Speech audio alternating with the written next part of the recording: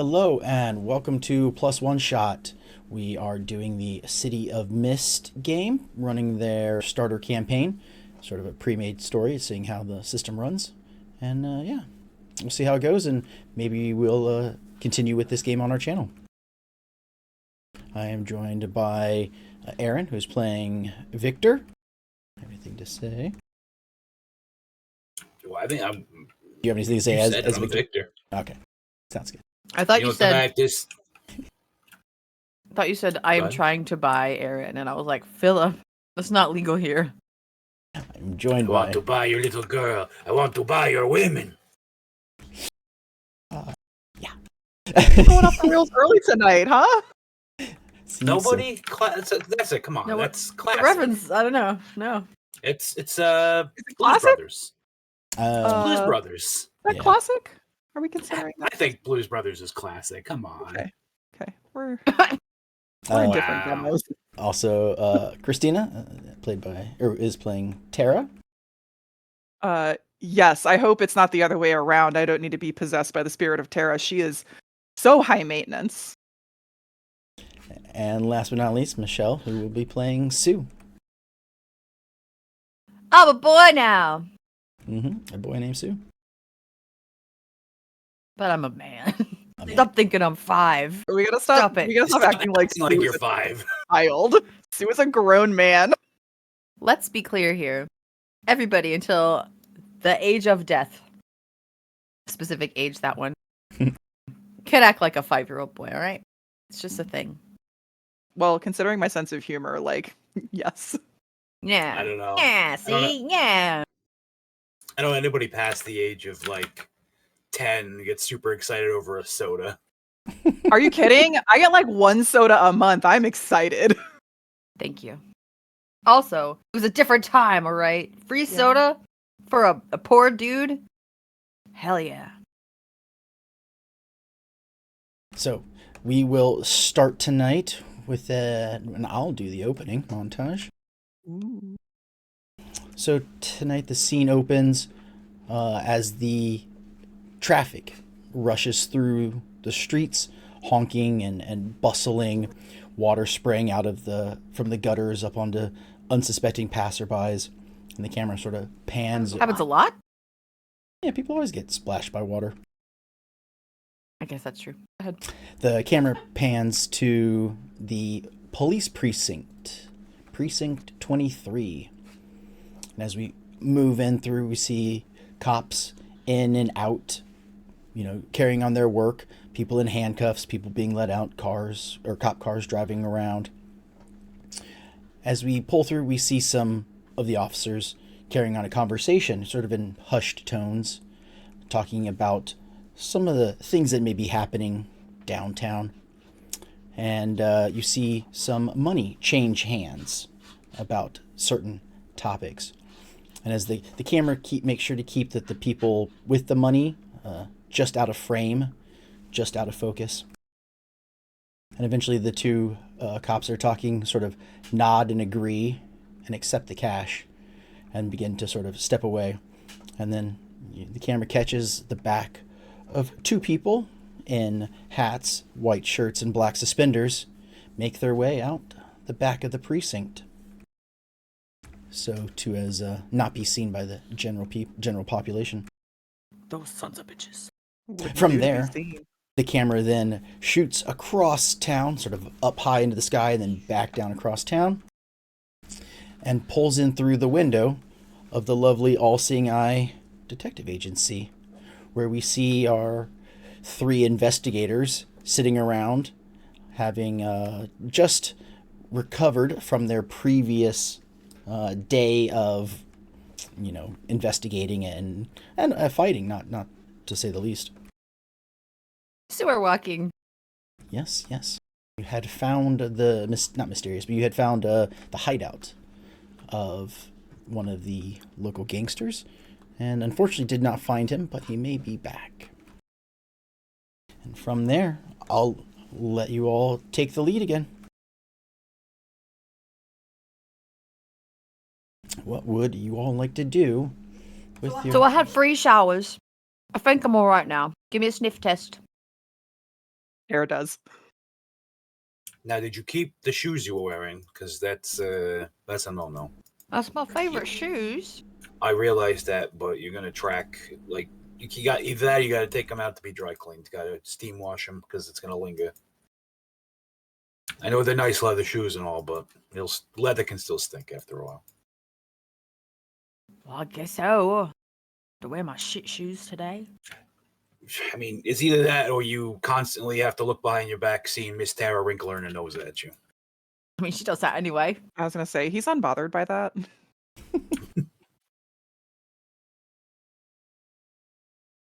Anyhow. All right. Well, Tara has made a nice fresh pot of coffee and is enjoying it at her desk as she goes over her notes from the day before. Looking over my notes, I understand that we have a gala to look forward to in a few weeks. In about 8 days. A little over a week, right? And we have a funeral, unfortunately, to attend tomorrow. Do you think I could wear the same suit for both? I guess. All right. I'm set. I don't like it, but I guess. You can, but you shouldn't. I only got the one, so. Well. Oh. They're both pretty formal, right?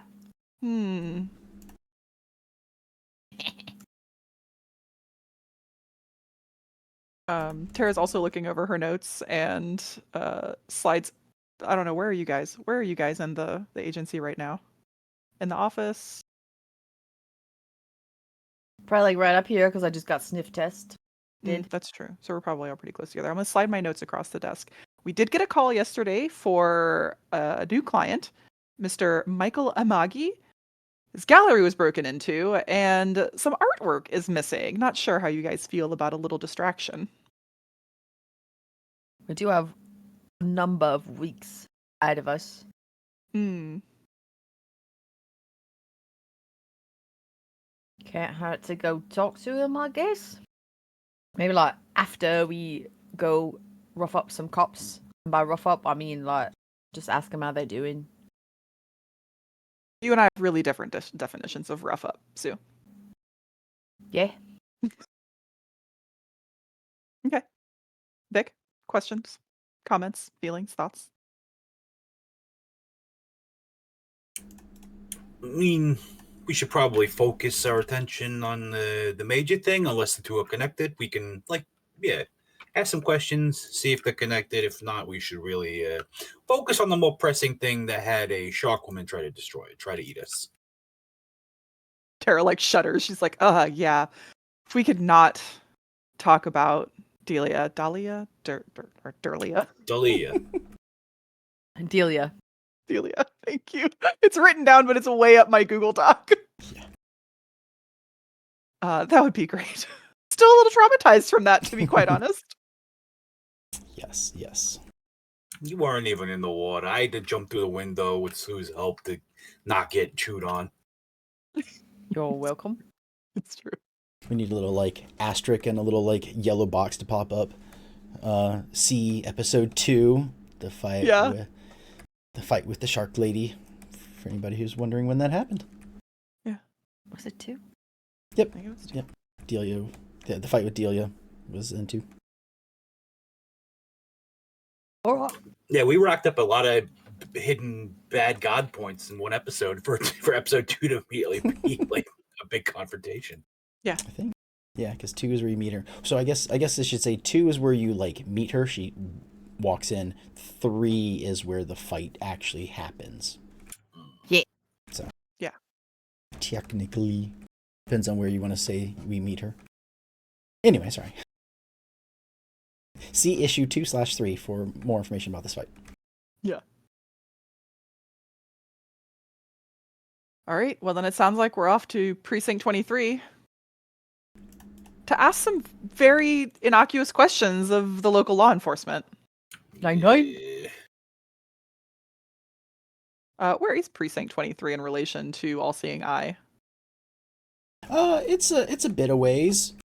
Are we in that precinct or no? We're like different part of town. No, it's sort of like, think of like a triangle. You're up north. You head sort of down and east, and that'll take you to Miller Square, and you're gonna head west from Miller Square to get to Precinct 23, almost due west. So it's sort of a triangle, but you're out far enough that it's not really like you're just on the border of a different precinct. So you don't really see these cops very often, but they do. That was gonna be my question. Is like, do Precinct 23 cops walk our beat, so to speak? No, not really. Is it downtown? Well, everything is downtown except for uptown. Downtown. Yes. Everything is downtown except the stuff that's the docks, and then uptown and Old Town. Yeah. Are you telling me the City of Mist is almost all downtown? Well, yeah, because there's like downtown, and then there's like the blue collar residential area. There's the old quarter, the industrial zone, and then there's the docks, which are part of sort of like just on the outskirts of the industrial zone. Okay. Did someone from the suburbs draw this map? Probably. Sorry, I'm thinking about every time my coworkers are like, "Oh yeah, I went downtown," and I'm like, "Oh, define downtown," and they're like, and I'm like, "That's not downtown." The grocery store near my house. You've I described. drove down. I drove. There are apartments above the stores. It's downtown. Ma'am, you are in the near West End. Calm down. I used to have. All right. Well, let's. It's the one that's at the bottom of the hill, right? It's down. Shackle Bottom. Downtown. You'll know because of the smell. That's not even downtown. That's Shaco. Should we ride public transit? Should we ride the trolley? Will you get your shoes dirty if you take the trolley? Are you going to be No, we alright? ride the trolley all the time without issue. The trolleys are very clean. In this fantasy world, let me act like public transit is good. Sure. It's the only time it ever will be. Wistful look. Yeah. Staring into the distance as if my bus stop isn't just a stick in the ground. Yep, you're able to catch the early morning trolley. A couple other people, general sort of white collar workers, on their way to and from. It's a fairly easy ride, and yeah, you pretty much get there. The police station that is in charge of Miller Square, also known as Precinct 23, is a 3-story white brick building set in a sort of the very heart of the neighborhood. Squad cars pulling in and out, beat officers going in and out the double glass doors at the front make this place look sort of like a beehive of stand-up police work. And you wonder just how much of that is for show. How much of that is sit down? Thank you for laughing. Sit down police work. Yes. But I have yet to see the building. Oh, Sure, it'll load eventually. can you guys see it? Or yeah. is it? I found right here. I have my character sheet up. No, it is not loaded yet, but I await it with bated breath. It's so nondescript, it's just a gray square. That is what you said, right? That it was gray, so still white. accurate. It's a white brick building. Oh, there it is. There it is. This is Clearwater, Philip. Wait, that should be. That's weird. I grabbed the wrong picture. When I made it, I fuzzed everything, so like you couldn't read the stuff just to make it like less. Did I grab the wrong image? Oh, if I squint, it does say City of Mist, not Clearwater. Water has to do with mist. Mm-hmm. That's so true. That's so true. You've got a great point there. Does that mean mist is just opaque water instead of clear water? Mist is like Yeah. very light water. Yeah. It's translucent. Yeah.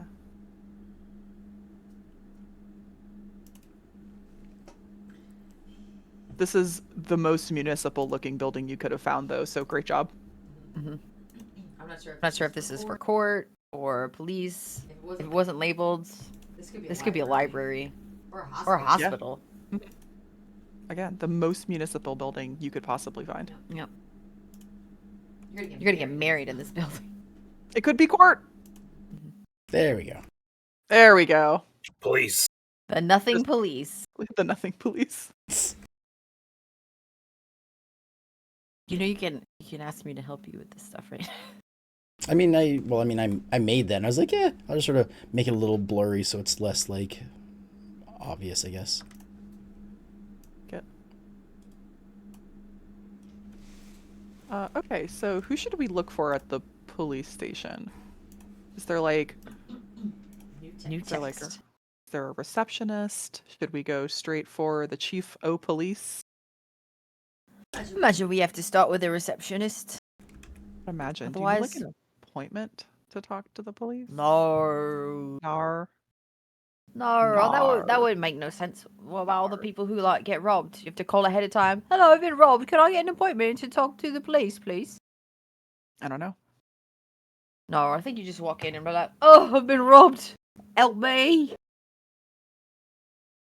I'm gonna do that, and he starts walking to the building. Excellent. Okay, good. Tara's like, okay. Just like trots after Sue. Okay, here we go. As you enter the police precinct, it looks kind of run down inside. A lot of noise. The ceiling is sort of covered in a permanent cigarette haze. Oh shit, he's hell in here. Just so many cops. The smell of burnt coffee sort of permeates throughout most of this first floor. That is an interesting smell. You smell that? I can't miss it. Couldn't avoid it Can't- if I wanted to, Sue. Can't tell if it's butt or feet. Oh, God. Do you have to be so descriptive about it? It's just one word.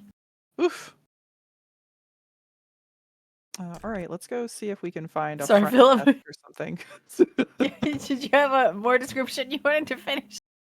Yeah, you can see there's when you walk in, there is a front desk with someone sitting there to help people as they enter. You can hear other people talking further behind them. It's all separated by sort of wooden partitions and sort of false walls.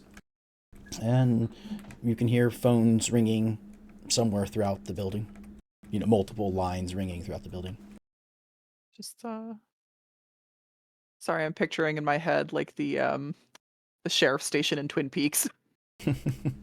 Works. Well, there's the front desk. Do you want to do like the talking or? Oh yeah, absolutely, yes. All right. Would you like to do it? I mean, nah. She's already gone. She's gone. She's already walked away. Well then. Is there like so the person is behind the desk? Yeah, they're just sitting Okay. at a desk. Essentially, they answer phone calls or they help when people enter. If they're like, oh, you need to speak to so-and-so, they're this way or that way. Or like, oh, you want me to take a report or stuff like that. Okay, cool. Actually, before we talk to this person behind the desk, what's our Yeah. approach here, guys? What are we asking questions about? The other thing I wanted to point out is as you enter, you can see the signs. There's like a little bit of like direction signs that like, police precinct and like detectives maybe go one way or booking is another way. Jail is this way. Also, the basement here is the morgue. So if you, Yikes! They got the coroner here too. they do. The coroner is here. Okay. Oh, I guess a coroner? I'm not sure. Yes. So also, should you wish to check out the morgue, that is also in the basement. Okay, who would be in the morgue? A dead guy. Well, yeah, but like, do we know any dead guy? Oh, Sam. Sam's a dead guy. Okay. Yeah, what is our approach here, my dudes? Questioning whomst and about what? Well, we're trying to figure out who is corrupt here. It's not a thing you can just go on and ask. Clearly.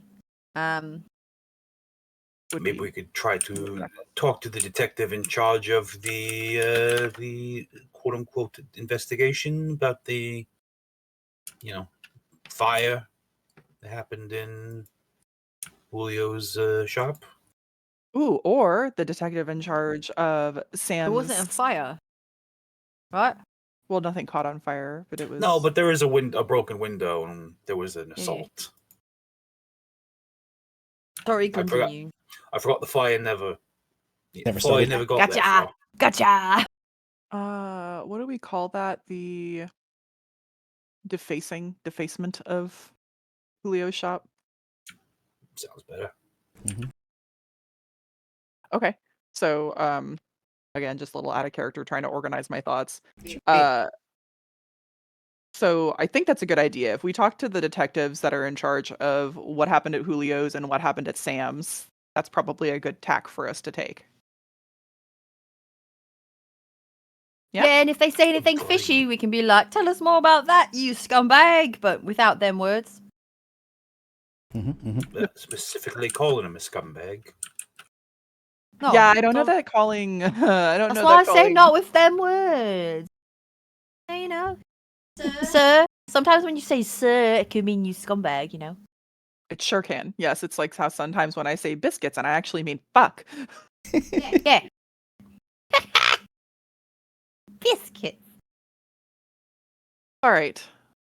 Well, that sounds good. All right, so Tara is going to walk up to the desk. Is this a high desk, low desk? The officer is slightly higher than you. Yes, he is slightly raised, maybe a foot. Okay, just open. Mhm. Just open Slightly the higher little- than you because yesterday was 420. Okay. Hi. Good morning. Good morning. Good morning. Good morning, ma'am. How can I help you? Hi, my name is Tara. I was hoping to speak, if I could, my colleagues and I, with the detectives in charge of Sam Saddle's case, and possibly, do we know Julio's last name? Julio Flower Shop. Julio is down Julio? by the schoolyard. DM, does he have a last name? He does. It is. Oh, come on. Which one's his?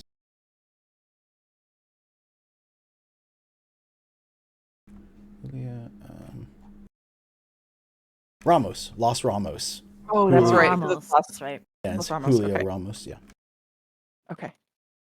Yeah, we'd love, if possible, to speak with the detectives in charge of Sam Saddle's case and or Julio Ramos's case. Any chance we might be able to? Yeah. Give me a second. Mm-hmm. Yeah, he Absolutely. sort of looks through like a booklet that he has next to him of either different officers or different cases. You're not 100% sure what it is. Can I take a closer look? Can I try and like sneak a closer look at whatever it is?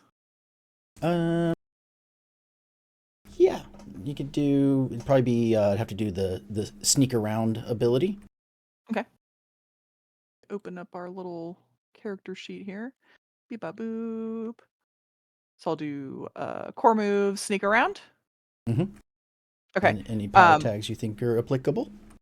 Yeah, I think while he's doing that, Tara's just gonna really quickly like pull her mirror out and be like, "Oh, excuse me, just need to powder my nose really quick before I meet the detectives." And so I'll use. She just thinks cops are real hot. show this truth and inconspicuous.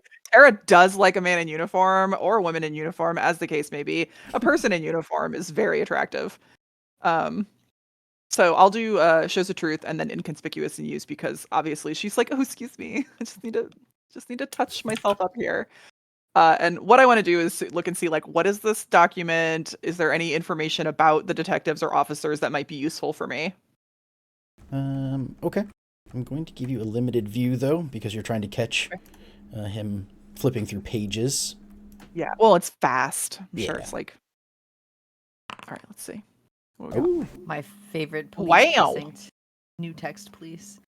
yes, you are able to use. You're able to essentially see without being recognized. He is clearly like paying attention to the book. Everyone else is going to and from, and no one notices you catch a glance. Okay. What am I looking at here? Is this a schedule? Is there any identifying information on there that I could make use of? It is a sort of like a roster. Not a roster is not the right word, but it's like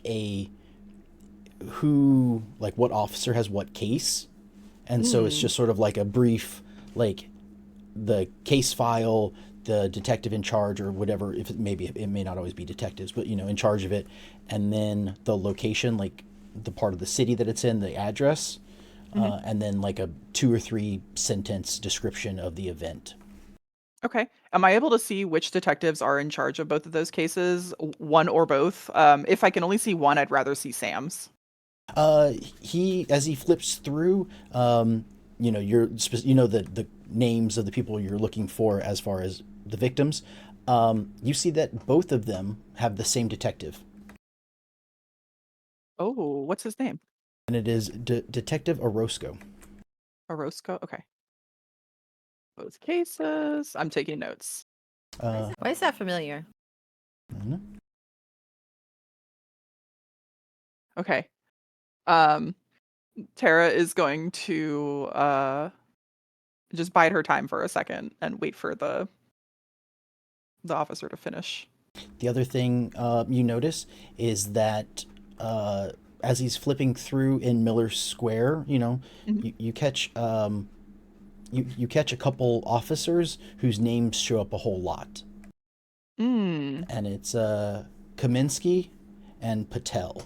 Those 2 officers appear to be probably 90% of the things that go down in Miller Square seem to be one of those 2 catches, the initial call or the incident as the first responding officer.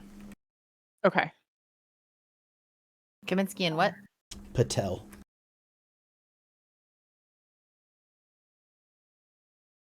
Okay. Yeah, I'll just wait and see if he gives me the information I want.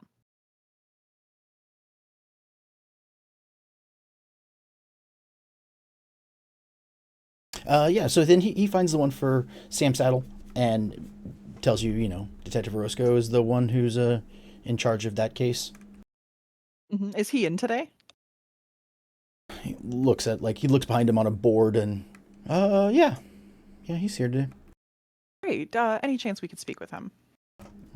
I don't know. I'll see how busy he is. He picks up Great. the Thank little you so much.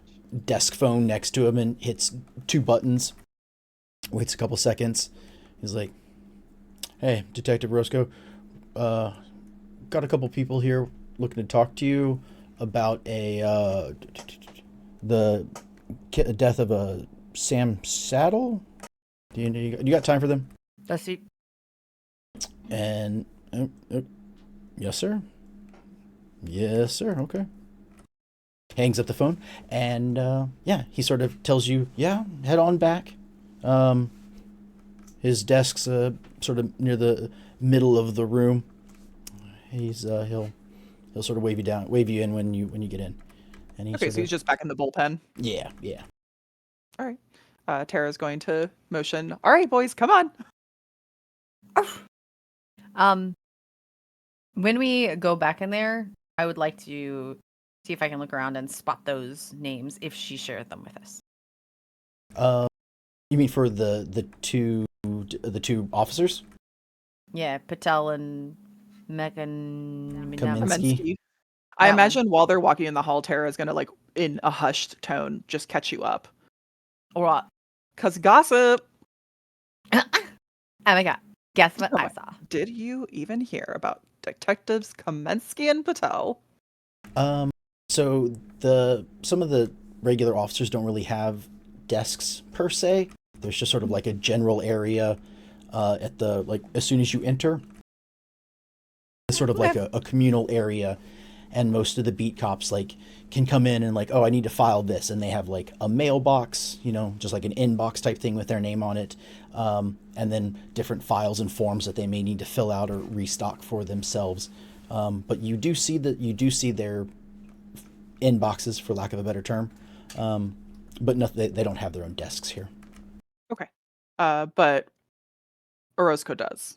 Yes, as a detective, he has his own desk. So once you go past that little area, you sort of look towards the center of the bullpen, and you see a gentleman sort of hold his hand up, oh, over here, and just sort of waves you back. He's dressed well, but on a police salary, so it's not decent, but not extravagant. Better than me, not as good as Tara. Yes. Obviously. Okay. Tara is going to just, oh, hi, yeah, and click-clack her way over, and hopefully there's a chair for her, because if there isn't, she's going to clear her throat until there is. Yes, there is one chair at the desk. Great, good. She sits in it. Every desk gets one extra chair. Okay, one extra chair. I'm like, is it just a Rose Coast chair? She's just going to sit in it. Oh, I'm sorry. Were you sitting here? I'm sitting here. Is this your side of the desk? No. Not anymore, ain't. Okay, yeah. So is it one of those things where it's like officer is on this side of the desk, chair is on the other side of the desk? Yes. Okay. Good, So, great. yeah, Tara's going to sit down facing him. As you approach, he sort of like pulls up, sort of like collects some of the paperwork, trying to make his office or his desk look a little more presentable and not so scatterbrained, just to work around his like two like paper coffee cups. Both are only like half full at this point. Don't tidy up on my account, detective. I've got a disaster of a desk myself in my office, so She's no lying. judgment. Yeah, Tara's desk is immaculate. There's an inbox and outbox. Everything is labeled. There's tabs on everything. This is a filing system that's color coded. Oh, For papers and pens. Let's pretend though. Let's pretend. She's like, oh, no judgment. I'm a mess too. he sort of looks. He's like, oh, okay, and still tries to at least cover, close up folders and whatnot. Yeah, what can I do for you for Mr. Saddle?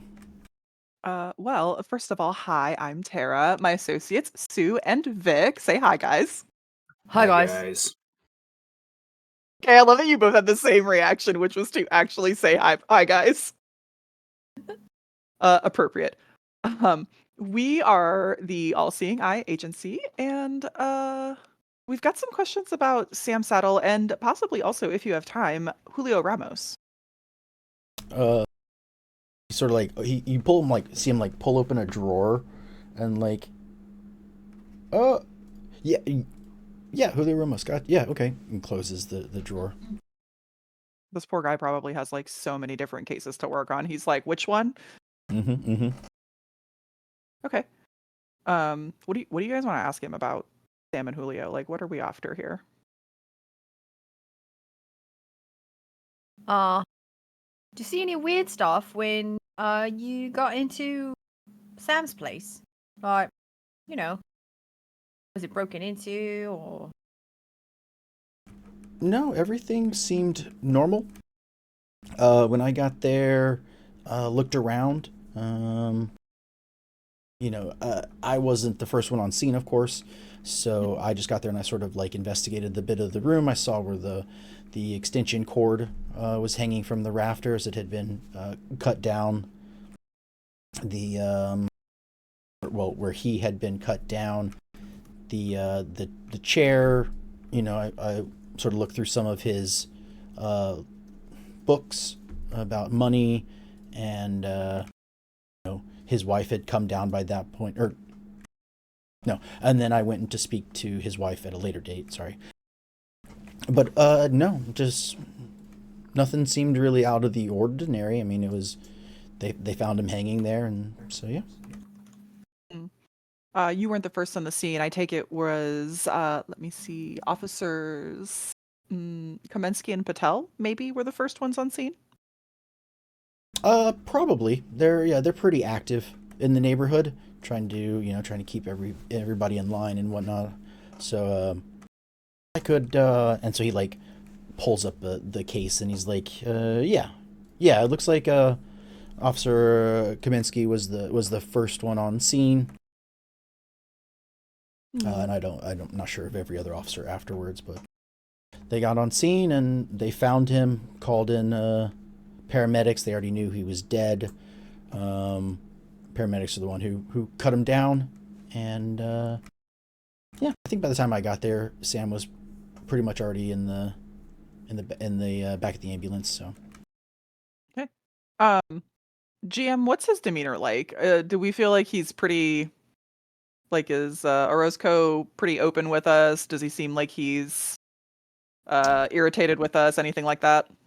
He is open about the case. It just seems like um it's an open and shut case, so there's no real reason to have done a whole lot of police work into it. So it's all just sort of like, what'd you guys see?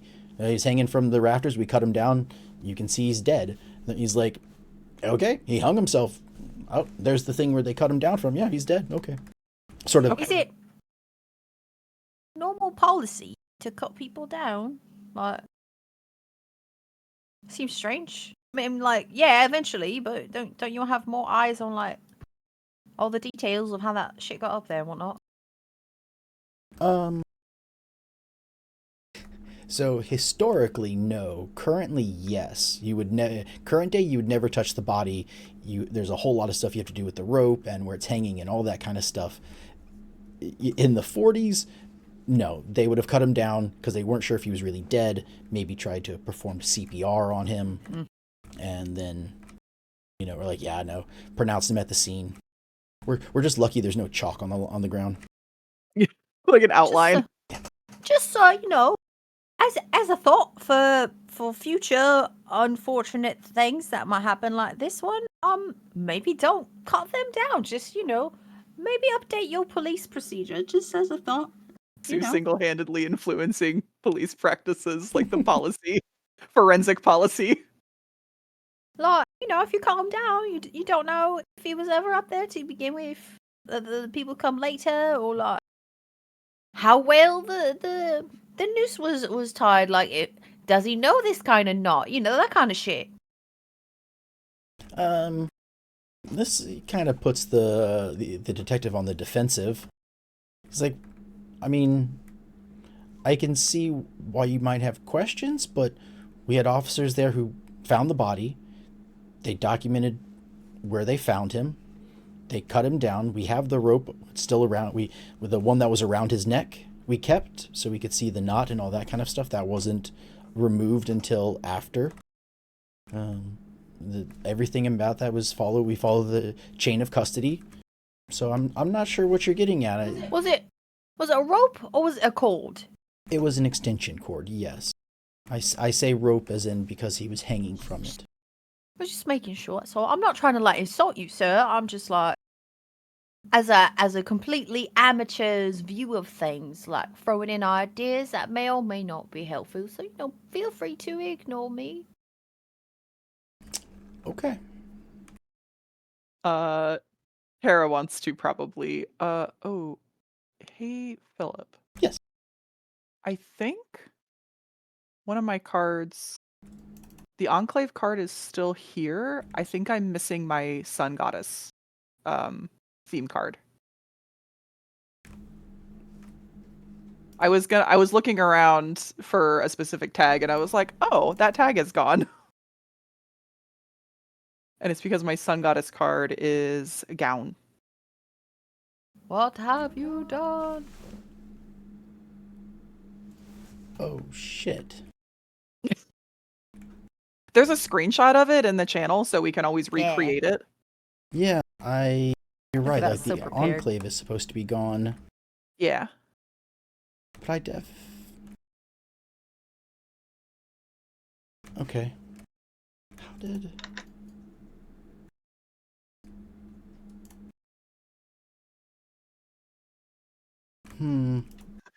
Hold, please. Technical difficulties. Yeah, technical difficulties. Okay.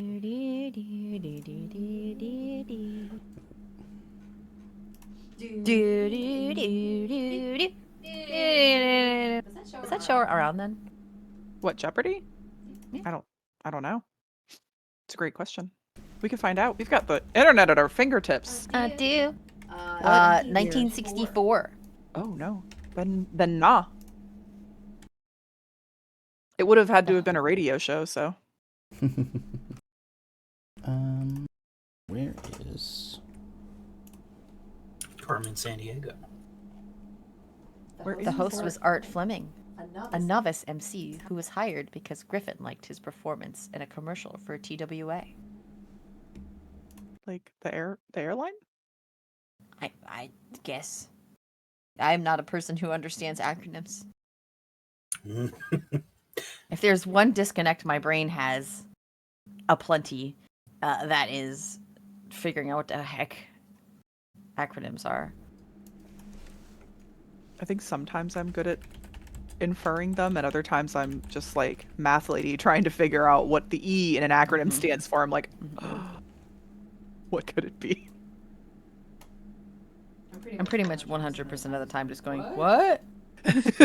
Just say the whole word. Yeah.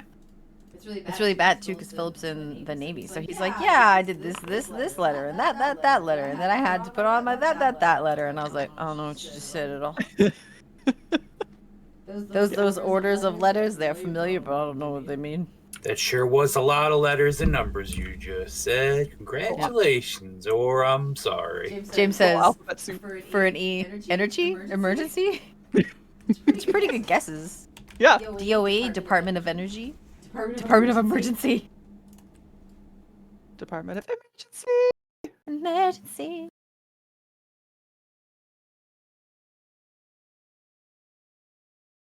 For those at home, this is how long it takes to make one card. It's not that long, we promise. Quonk.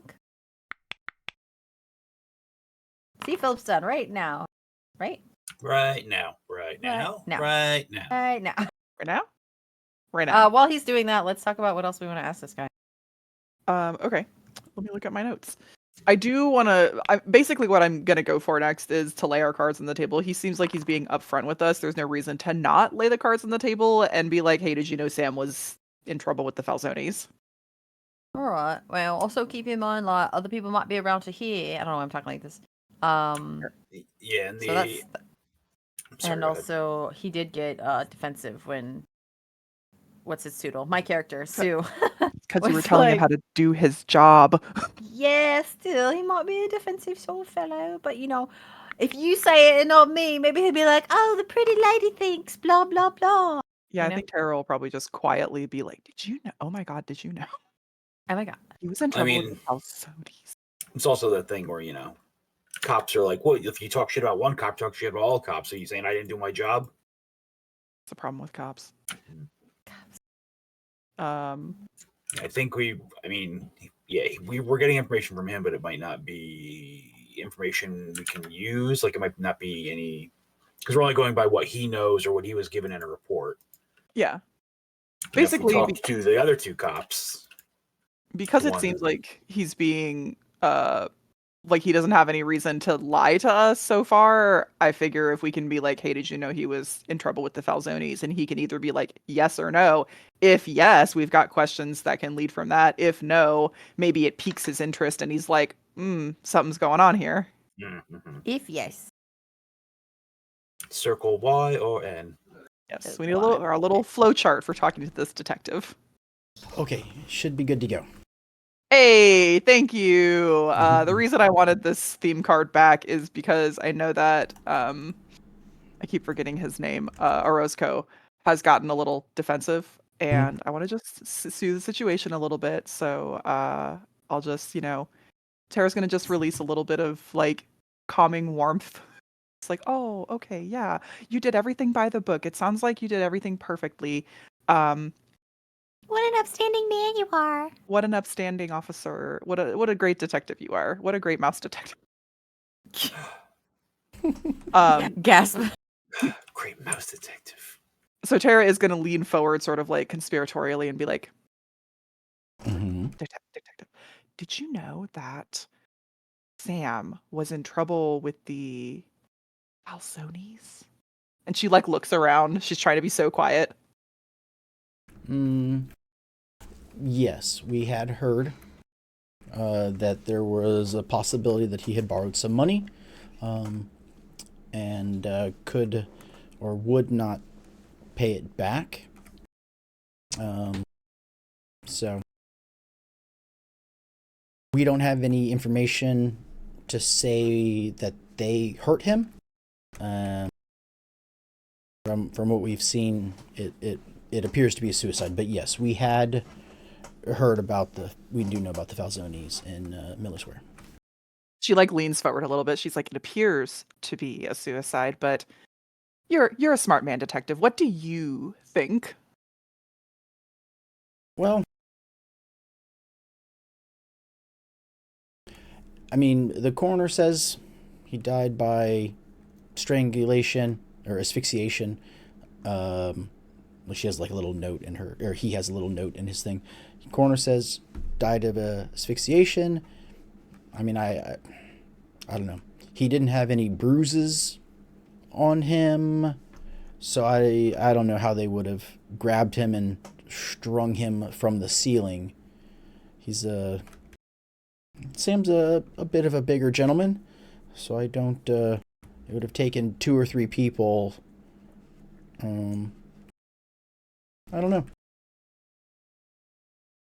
So I hear what your logic says, Detective. Does your gut say anything different, or are they in line?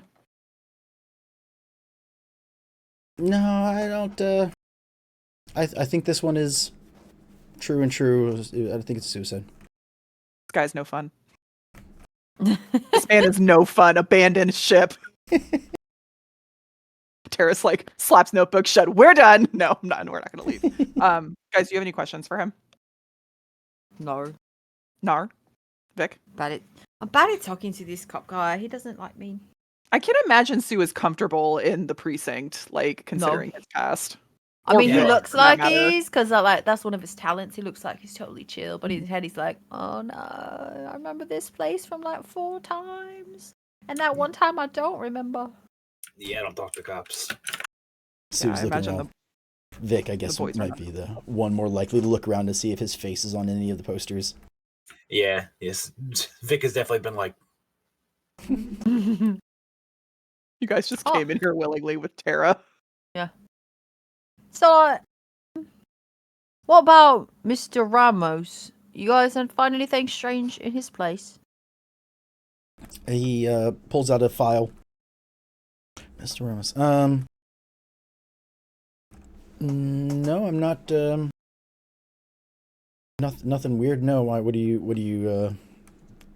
I guess what are you referencing? Well, you know, his house got like broken into and he got beat up. So like, surely there's something strange in all of that. He looks through the case. He's like, yeah, it looks like, maybe an attempted robbery, an assault on them. Yeah, I see that. Do you find a lot of places, a lot of people who break in to rob places, first of all, flowers, try and also burn that place down? No, arson's pretty rare. Why do you say arson? Well, there were found some, Passive voice. yeah, there were founded some bottles with gasoline, I think, right?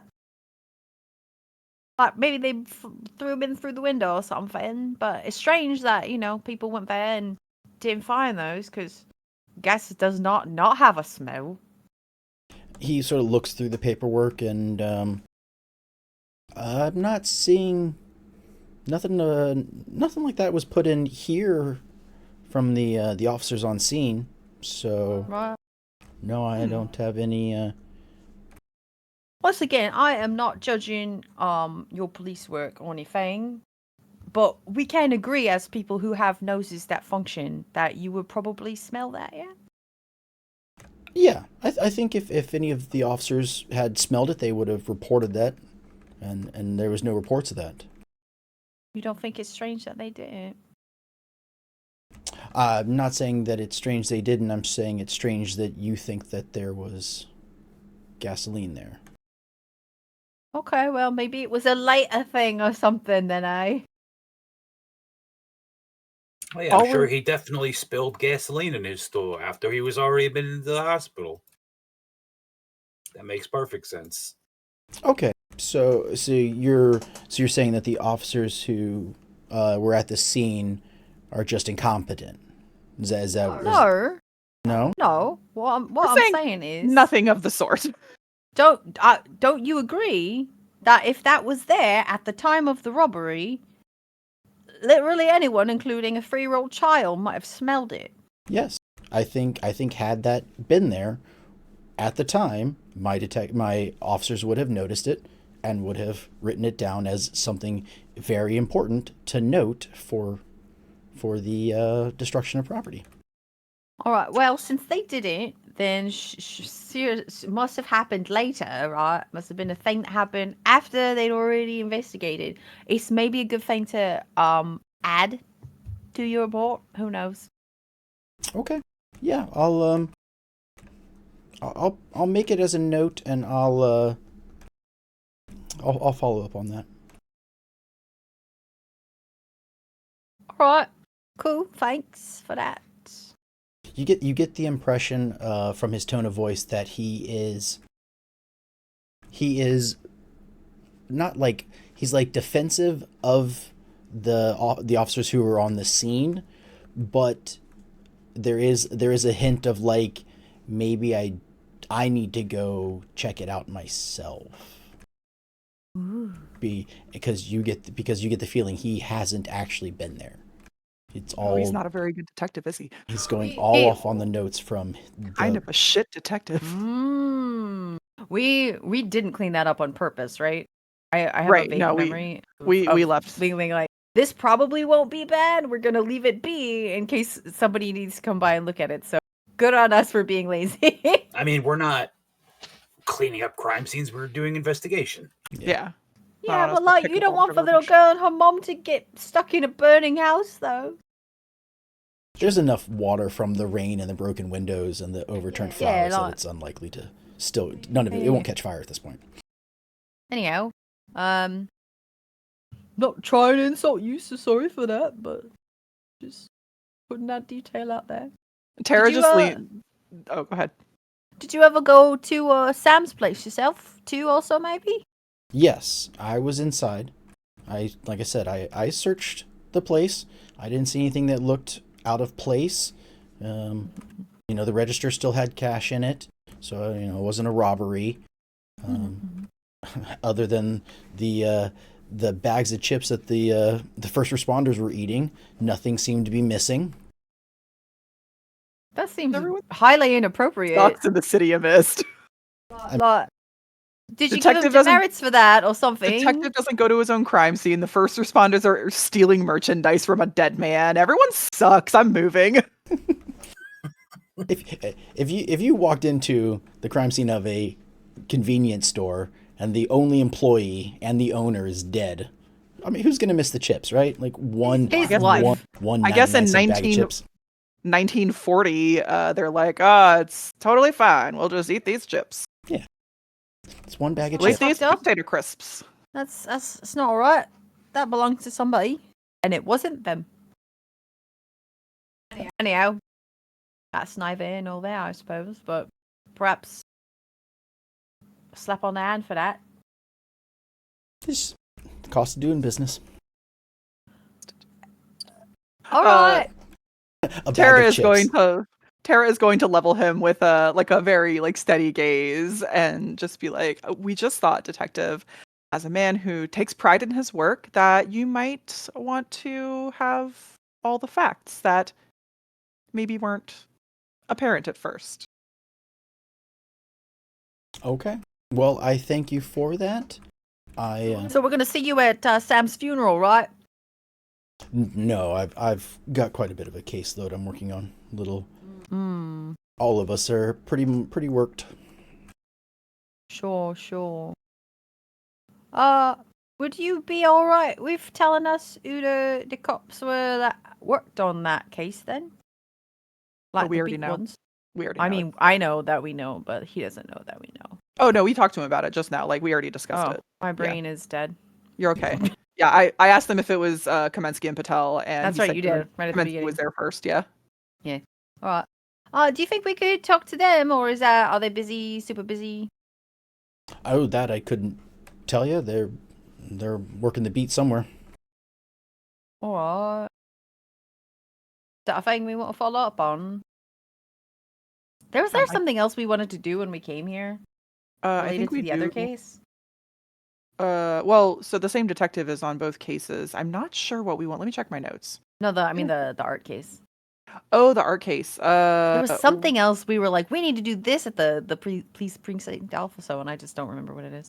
Let me check my No, notes. as far as the art case goes, he has not notified the police. Maybe that's what it was. It was the thing that was stolen necessitates him not wanting to contact the police. We did find that in that safe that Vic opened, there was a ledger with the initials PD for police department, with evidence that 4 different people were probably receiving money. Can we think back? Was there any more detail on that ledger, GM? Tara kept it, so she would have probably looked over it again last night. Yes, I will say that yes. Knowing, so if you ask him the full name of the officers, just for like clarification or whatever, yes, you are able to sort of see where the names in the ledger would equal to these two, at least to 2 of these, to Kaminsky and Patel. Patel. The ledger we found with it's not laundered money, it's bribe money, I guess. Yeah, bribing. Had Kaminsky and Patel's initials. How many more sets of initials are in there? 2. There were 4 different people. That's right. Okay. Were any of them this guy? We probably should check that. I guess not, probably, though. No. All right. When you were looking at the other ledger, do you think she would have noticed? The other ledger was from Sam. Sam's ledger? No, when you were looking at the thing on the desk up front, like there were other names in there. Oh yeah. No, these are if they are, the names didn't pop up enough in the cases that he was looking through with Miller Square. Okay. That's a good They're thread, the though. other square. They're in Miller's Circle. Miller Circle. Okay. Rillam's Circle. Rillam's Circle. Mm-hmm. It's the Bermuda Triangle of Miller Square. Lermy's Triangle. Okay. So I think, did we have any questions about the Falzonis, or do we want to ask him about Rusty's? Sure. I mean, I'm asking because I have no idea. Okay. Who called the cops after you fought Delia? Oh, she did.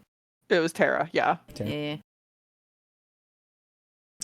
You thinking of what you've been doing and the questions you've been asking him, and he's mentioned the officers a couple times, putting it together with the ledger names.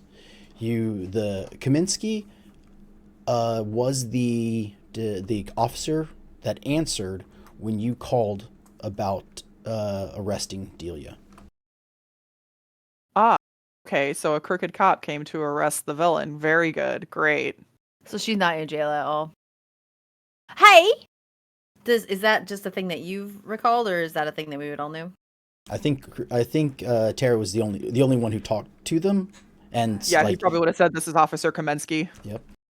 Okay, cool. I doubt you remember that, but Kaminsky was the one who answered. He was the desk sergeant or the desk guy that day. How convenient for him and Delia, and inconvenient for us. Yep. Okay. So Kaminsky, we're gonna have to find Kaminsky and Patel. Yeah. Let's see. Do we want to ask him maybe anything about the Falzonis? Does that feel? We might as well take the risk, honestly. Yeah. I don't know what to ask. How beyond like starting with maybe like, have they been particularly active recently? I don't know why I'm an old lady now, but Let me think for a second here. I'll get it rolling. Maybe it'll trigger your brains. So, Mr. Officer, sir, rolling back to them Falzonis, them ones, you know what I'm talking about. Have they been particularly active recently, do you think? No, I don't know more than usual. Is that like, is usual a lot then?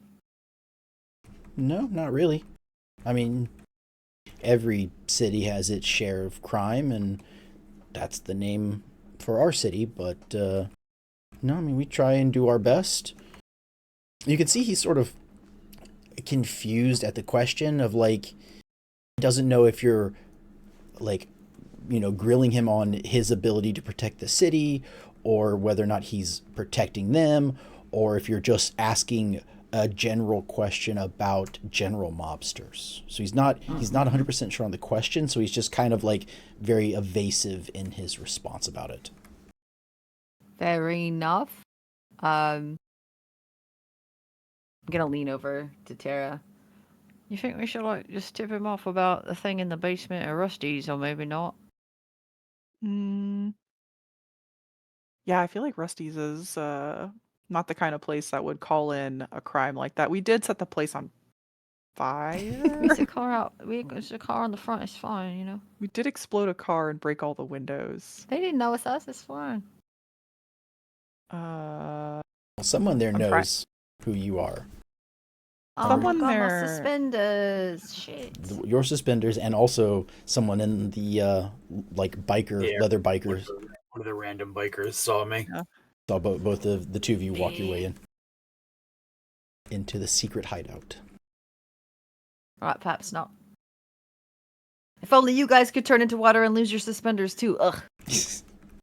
Tara carries her shoes everywhere. Every time she takes them off, I'm carrying those bitches. Not leaving my shoes Alright, behind. well, maybe not on Uh, that front then, eh? I'm trying so hard to will my brain to put some pieces together that I feel like we have, and it's not happening. Well, you can always ask me the pieces, and I can tell you how they might go together. Or if you just have a general vague question, you could, I guess, maybe roll investigation, and if you're not sure how to ask the question, you're like, I want to know this, and if you want. I want to know what this guy's role in our investigation is. How do I make him tell me a thing that helps me? Roll me Too vague. investigation. Too vague. I need to think, like, I don't know what I want to learn from him about the Falzonis besides, like, are they doing bad? Are they doing bad thing? Are they And that's bad? just not gonna do. Are That's they just in not bad? helpful. Like I don't know how that serves us. I don't have any intention with asking that question. Mm-hmm. That's my problem. I feel like I have I know I should have an aim in mind. I should be like pointed towards something, but I am aimless. I'm floating in the wind. I'm like, we have a mystery to solve. Well, That's it. What about if you sort of leave his desk for now? Uh-huh.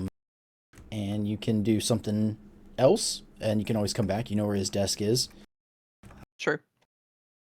But if we leave, gives him time to go examine freaking the Ramos place and realize that some very important details were left out. Make him Yeah, I mean, we've suspicious got of his all own day. caparinos. Mm-hmm. Yeah. Mm-hmm. We do have all day. I do have. Like, I don't want to coerce you into going someplace. I wish you would. But Do it! If we hate it, we'll say no. the basement. Oh Like yeah, back dead to people the- land. Back. No. Oh! Not the Rusty's basement. The morgue. Mm-hmm. Are we allowed to go there? Like, are they gonna be fussy? I mean, it Get out. depends on how you conduct yourself and what you're trying to do. You can anybody can go to the morgue and talk to somebody. Not everybody can start fiddling through the files and the dead people drawers. So So, did Sam come through here when, like, morgue-wise, when he was dead? Did you guys give him a proper examination and everything? Yes. Not saying you wouldn't, just asking. All right. Do you mind if we go talk to the coroner then? No, doesn't bother me. All right, we will leave you alone. Thank you. Teresa, thank you so much for your time, Detective. We really appreciate. I know you're busy, so thank you so much. And she's going to leave him her card. Goodbye. So we're going downstairs. We're going to the basement. Okay. To the coroner's office. I don't really have any more maps for that, but yes. What? Sorry. We'll be okay. Yeah, it's just the basement. As you go down the stairs, the smell of burnt coffee and smoke haze is replaced with ever so slightly the smell of formaldehyde and bleach. Man, this place smells like ass. Smells like a morgue, Sue. Because it's a morgue. No, I mean like the whole place. It does not smell good. Well, no, I keep our office smelling like flowers and brandy. Of course it smells good in there. That's what you're used to. I mean, we were just in the sewer, and I didn't have that much of a problem there. Are you saying that the police precinct smells worse than the sewer? Kinda. I think I have to doesn't. agree with you. Philip's like, it doesn't. 100% it doesn't. Maybe I didn't. No, so you can't smell the corruption because you're not here. You're gone. Okay. I'm smelling the corruption. Does That stink in smells there. worse than a sewer. All right. As you Okay, as let's you look for the walk down the coroner's halls, everything here pretty much is tile and very sterile, so that it can be wiped down, cleaned. It won't, the bleach won't affect it. You even notice there's a couple places where there's just drains in the floor, so you could just clean this entire insides with a pressure washer, as long as you don't hit the lights. That really makes Tara nervous for some reason. Okay, can we find the coroner's office? Is the coroner in? Yeah. Okay, let's go. Coroner's office. Knock, knock. Hello? Where is... Yeah, so, coroner opens up. Yes, how can I help you? Describe this coroner to me, please. There is a description. Well, it's got 2 walls, and it's the point where they meet. It's kind of pokey, but like in. I don't know what I was expecting, but that's so good. Glad my friends like bad jokes. I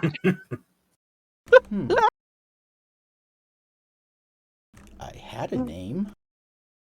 His name is Alexander Bartholomew.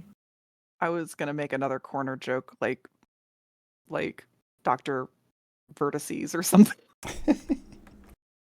Segment. Dr. Apex. We'll say it is.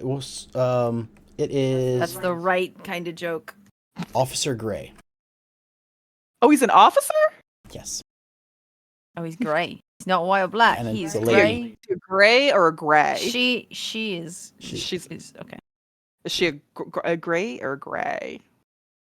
Gray. With an E. You're a grey. With an E. With an E? All right. Officer Gray. She's the coroner. She's the coroner. Not the coroner, the coroner. Okay, so is she busy? Not with a body, but is doing some sort of paperwork. Okay. Tara does. Is like office door open. Can Is we she walk hot? in? Is she hot? Is she hot? She's an attractive lady. She's All right. She's a little bit older, probably I don't know, maybe nearing 50. Okay. She's off the streets, and this is what she does now. Nice. She Off has the the beat. training for it. Okay, nice. So she is a doctor? Uh, How does she- it work? she's Don't not a- coroners have to be doctors? Not I here, gotta- not now. I'm Googling, do coroners have to be doctors? I mean, No, yes. Now I need to they know. don't. In some No? states, they really don't. And Yeah. there's Can I be a coroner? Every If you know somebody, you can get your way in. Whoa, they are not. In most states, elected coroners are not required to be physicians or forensic pathologists. I don't care about the coroner then. I want the forensic expert. I guess it's 1940 though. Yeah, no. What No, a yeah. forensics. One in the I- same. I do pronounce this person dead, and that's my medical opinion. I watched a thing about this a week or two ago, actually, that, a lot Yeah. of coroners are not fucking doctors. And, like, it leads to a bunch of weird and dumb shit. Mm-hmm. Well, that's I feel because doctors can go and make money and coroners get screwed. Yeah. Like there was a contracted coroner who literally like rented like an office space and had like organs in Tupperware containers, unrefrigerated, like That place real fell worse- that bad place fell worse shit. than the sewer. All right, so I'm running for coroner for the city Nice. next year. Running for coroner. I will be will cast my ballot for coroner. No, that sounds awful. I do not want to be coroner. That sounds nightmare fuel. Right. You've seen one dead body, you've seen them all. Mm-hmm. Mm-hmm. I've seen a dead body, but in a funeral settings, and that's about the limit of what I want to see a dead body in the context of. So the coroner's there. She Yes. is at her desk doing some paperwork, question mark. Mm-hmm. All right, Tara knock on, I guess, her open office door. Yeah, mostly open. It's all right, cool. standard wooden door with the like that frosted glass with their name on it. Nice. Okay. She's gonna peek in. Hi, are we interrupting? Are you busy? Maybe. What can I do for you? Oh, okay. Hi, my name is Tara. I'm a private investigator with All Seeing Eye Investigation Agency. How do you do? My colleagues and I were hoping to ask you a few questions about Sam Saddle, if you have the time. You're investigators? Yes, professional private investigators. Yeah. Okay, maybe. What can I do for you? Okay. So does she seem like she's gonna talk to us or not? Does she seem Can like I- she's a little reticent? Can I totally just be an absolute scuzz bucket and like do a little bit of that like door like lean in like kind of hitting on this old lady? Not actually, but like, you know, just try to look kind of pleasant, look like maybe I think she's hot and stuff. Silently like oogling and stuff. Yeah, you can do all those things. All right. All right. Sue is scuzzing it up. Can't spell scuzz without Sue. Okay. Are you sure? No. I'm sorry. Are you rolling to seduce the coroner right now? Yeah. Do I need to roll? Is that a thing? I mean, is that what we're doing? if you're actively trying to like cause a status effect, then yes, you would need to roll. If you're just trying to be like socially pleasant, I guess, to them, All right. then Yeah. I would like to cause amiability. I don't know. Can I do that? yeah, it would All be, right, what am I rolling? it'd be it would be either go toe to toe or change the game. I think. Not convince. I'm in full support of this. No, convince is either you do this or I do this. So like Okay. either you help me or I punch you in the face. Which do you want? Okay. Like that's how convince works. I'm Either gonna use talk to anyone. Talk anyone into anything. I think that's a good one for this. And maybe looks like they belong. Okay. very excited to see how this shakes out. A. Give or reduce a status. Okay. Give the One status tier hot for per grandma. juice. Give her the status, Sue. Also, how Yeah. dare you? I'm 37. She said she was almost 50. Yeah. This lady got 10 years on us. That is not that far away, bud.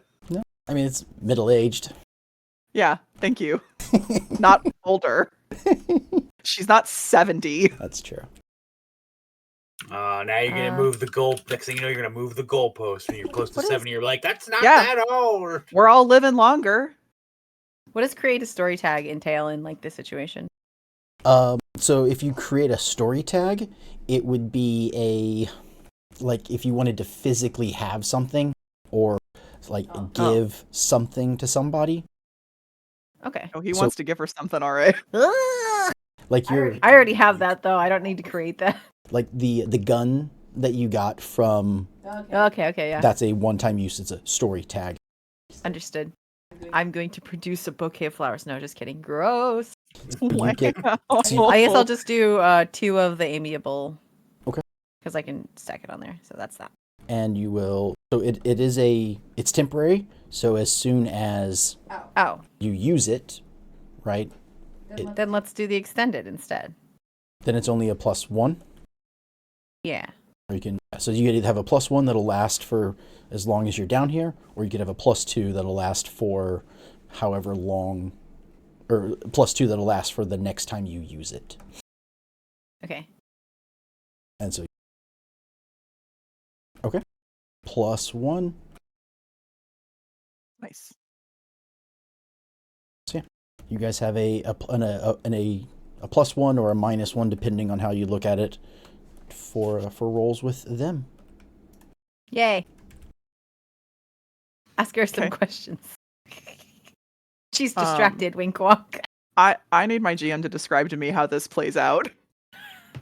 So you sort of walk in and Button. Oh, I can't hear you. what? You can't hear me? Your button wasn't working for a second. We can hear You're you working now. We can hear you now. Okay. So Tara walks in first and knocks and gets starts the conversation, right? And she's a little annoyed. Sue follows in second, and I guess just has like a brilliant idea of like, and then like sort of like strikes a pose against the door. Vic's trying to enter and is like, what the fuck? And so Accurate. Sue sort of does the like looks the officer up and down and kind of does that like not like a wink, but just sort of like a half eye close, like, hey, I see you. Like the chin lift, like Yeah, like the chin lift. I see you. Hey, girl. Hey. And just sort of has Charm you out of your girdle. yeah, and just sort of has a pleasant, charmed, like interested vibe that they are giving off towards the officer. And of course, Vic can slide by a little bit, like, the fuck are you doing, man? What are you doing? What's her demeanor looking like? She's focused, not like a hard focus, but sort of focused on Sue. Like, okay, Does she give him an eye? Does she give him a look? Does she Yeah. give him an eyebrow?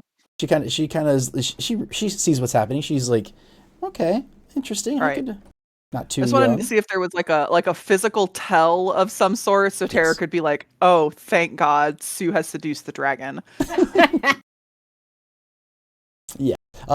It's enough that she appears to be, more excited to be answering questions or to be dealing with the three of you than the typical, like, a bunch of, no good investigators want to just show up and start rifling through my papers. Yeah, absolutely. Okay.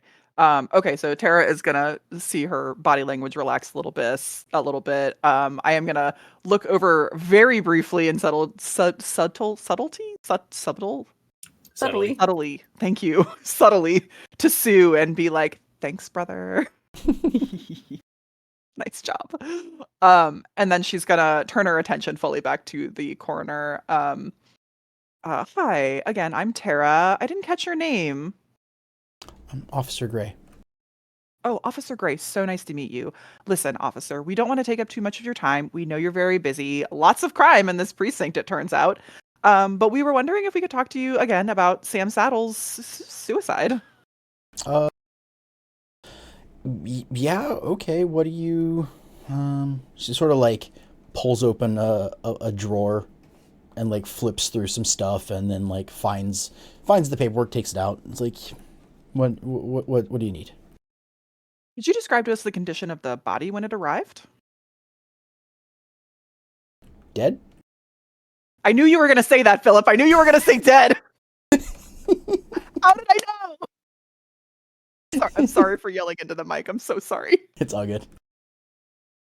Okay, so Tara's going to be like, wow, yes. Any details about the body? We understand that he died from asphyxiation. So if you could describe maybe like the bruising or anything like that, anything, particular about the condition of the body?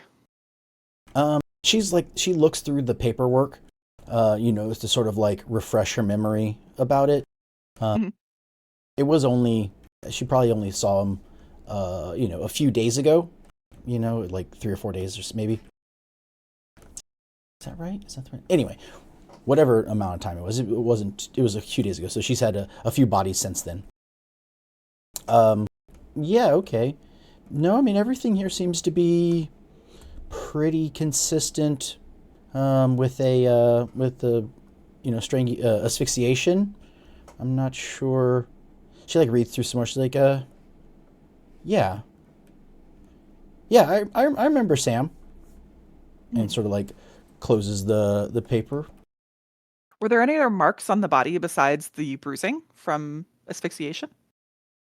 No, no, None at all? nothing. Residues, puncture wounds, anything like that? No, he didn't stab himself before he hung himself, which I guess is a I don't know why I blessing. asked about puncture wounds. I thought maybe somebody stabbed him. I don't know. No, she just sort of like closes the paper and like sets it down on the desk, and is no, I mean it's all pretty normal. Well, besides somebody being dead, I suppose. Yes, but no, I mean it all seems to be pretty normal. She sort of like looks over at Sue and is like sort of making eyes, and it's just like, yeah. It looks back to Tara. It's like, yeah, it's well, I mean, and like it. I don't know what you want, and it like sort of like slides the paper towards you. Okay. Tara will take it. She's like, "Is this a copy? Do you mind if I just?" No, Is you this you, one- you you can't have that. Okay. Can I just flip through? Is that okay? Yeah, that's fine. I do that. I flip Mm. through. I'm gonna take a look at this this paperwork. And so Sue winks at the officer. Just sort of. All right. I do want to look over her notes about the body. Like, I'm assuming. I guess this isn't. She's the coroner. She's got to record like something about the body. Mhm. I guess I'm thinking in terms of modern forensics, where you have the body, you have a chart showing where Yeah. all of the damage. Like, So you get. me, not a coroner at all, not a forensics person. I don't watch true crime. I have no idea what goes on actually. I'm So like, dead person, you show where they died. Yeah. So essentially, what you see is just what you're describing. Like, there's a page that has like the case number, his name, all of his measurements, basic information about the man, the location, where he was found, time, that kind of stuff. That's all like the main cover page. Once you go past that one, you get a sheet that is, as you said, a sort of a drawing of a body to show lines and whatever. And there's marks that says asphyxiation, like lines on the neck. To show asphyxiation is the only like markings that are on the body page. Once you go past that, you get another page that is basically just all text, just descriptions. And on that one, it just very simply lays out what one would find in a stereotypical hanging.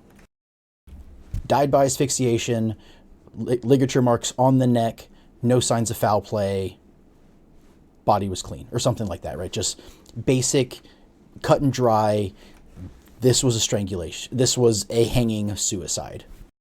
Okay. Does everything in the report look consistent with what we already know about Sam's death? Everything seems pretty consistent. The only thing that is not is the dates on the paperwork. That's what I wanted to know. So there's dates on the paperwork and like times of death, and that's what I'm curious about. What you notice about the paperwork is that the dates that, how do I want to say this? It's as if the paperwork was filed later and or moved up the chain later than it should have been. Like he came in on a Wednesday, and by Thursday the stamp should have been done that it had been processed or moved up, but it was like Saturday that it was actually stamped by the next step up. So there's a delay in basically the filing of the paperwork. Okay, Tara's gonna notice that, and she's just gonna be like, Dr. Gray, it's our understanding that I don't know what day Sam died, but I assume Tara would know. Yeah. He died on this day. But it looks like the paperwork was filed after. Was there some kind of problem with the body or difficulty getting it out of the store that would have caused that delay? She stops looking at Sue and looks back at the paperwork. No. It's just a delay. The people upstairs just didn't stamp it. It's been busy. That's I'm sure that's all it is. It's just clerical time. It doesn't mean anything. How sweaty is she right now? She's backtracking. She should be backpedaling. double sweaty because she is not following the half your age plus 7 rule. Sue! I mean, half your age plus 7 doesn't mean it's illegal. You are 20 something, right? He's 25. It's a rule. There you go. Okay. Tara's gonna clock her for being dodgy. I don't know what I can do with that information right now, other than that we know that she's not telling us the whole truth. Yeah. Do you press her on the date any more than that, or just? But no, I don't want to have her put her defenses up, because I think I would like to probably see if I can see what's going on using my relic at some point.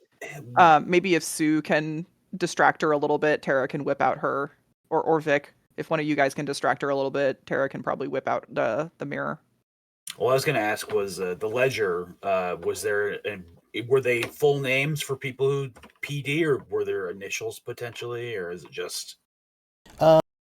It's sort of like, it's not really. My notes say 4 sets of initials, for what it's worth. So, yeah, okay. I was going to say it was more just like names that were related, but okay, yeah, initials. I was say, does one of the sets of initials, we know who 2 of the sets of initials are. Is one of the sets of initials have a G at the last name? No. Okay. Good thinking, though. I'm glad you asked that, because I forgot.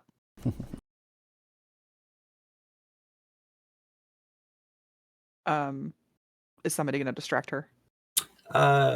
Vic will kind of like. I forgot. Are we standing up? Or are we at a desk? Or yeah, there's no place to sit for. Yeah. Other than Gray. Oh, so she is sitting at a desk. Yes, Gray has a desk and a file, and says but everyone knows, because this is just like a standard office. This isn't. Right. It's not like tables and bodies or anything. Then Vic will kind of like put himself front and center to kind of obscure Tara a little bit, and he'll like slap his hand down the desk and be like, Is that usual for things to be pushed back this far when it's pretty suspicious death and all that?" Well, I mean, I don't know why you would say it was suspicious. It's just a suicide. But there are a lot of suspicious things that have been happening in this neighborhood. One week, someone hangs themselves mysteriously. Next week, somebody's assaulted and their storefront is broken into. She's sort of like, well, I don't have any control over that, of course. I don't know. I mean, things get delayed, or she like looks at it and like it's, or you know what it was? It's a revision. That's what it was. It's a revision. And so that's why there's a delay. That's totally that's normal. What was revised? Yeah, what was revised? All right, well, the boys are doing this just to like set the stage here. Tara is just like, 1 second, I'm just gonna turn around. Just gonna whip open the mirror. She's powdering her nose. She's just checking her makeup. Mirror is open. Okay. He's like, I don't know. It's it's just what maybe spilled coffee on it or something, or had to misspelled something, or clarification. The revisions happen all the time. I don't see why you're giving me the 5th degree here. I mean, I've seen some bad paperwork, but you don't usually take a whole new set of. You don't usually call out for a whole new document for forget a dot and I, I before you accept FTC and all that. I've seen cop handwriting, and let me tell you, not all those boys graduated 10th grade. She chuckles at that. I was gonna say, we are digging the grave. She sort of chuckles at that, but says, "Well, no, but it can be done. There's nothing wrong with that. I don't see why you're challenging me like this. It's just... I don't mean to challenge you. I'm just concerned about the chain of command, as it were. Who would call for such a thing? Who would have the manpower, the gas to kind of force such a delay? She looks like she's going to answer and then just kind of like doesn't, because the answer is it's her. She's the person who could call for the revision. Yeah, all right. She's in what she's saying, like she rewrote this document. Okay. I'm gonna pop in real quick and be like, just try and be like, extra sweet about it. Like, did somebody like were you covering for somebody like this? Now you got me. Were you covering for somebody? You'll find it, man. Yeah. No, I'm leaning into it now. I'm being. I don't know. I don't know if we should be so forward about asking if she's covering up for somebody. We want to maybe sweet talk her a little bit. I'm not trying to god mod you guys, but this is sort of what I'm doing. Like, it's not like you are covering for somebody. It's like I bet you were doing something sweet, like covering for somebody who fucked up, wasn't it? Oh, that's good. I like that. This is good cop, bad cop. This is good cop, bad cop. No, that's... She like stammers away from that. Like, no, I didn't. No one told me to do anything. Okay. No. I'm not saying anybody told you to. I'm saying like you noticed somebody had a fuck up somewhere and you were covering. If that's not it, that's not it. I just thought you seemed like the sort of sweet person who would do that sort of thing. Cover for somebody who made a mistake. Kissed a snake. How many doctors did it take? So talking about this, like, no, she says that this is the revision. How do I want to... If this thing had been revised, it means there was an original, and the original probably would have just been like thrown away or destroyed or something. So, if you're curious about what was on what has been changed, then that would be the avenue, right? She doesn't seem to want to say anything about why changing, other than just a standard like typographical or appearance of the way it looked. Okay.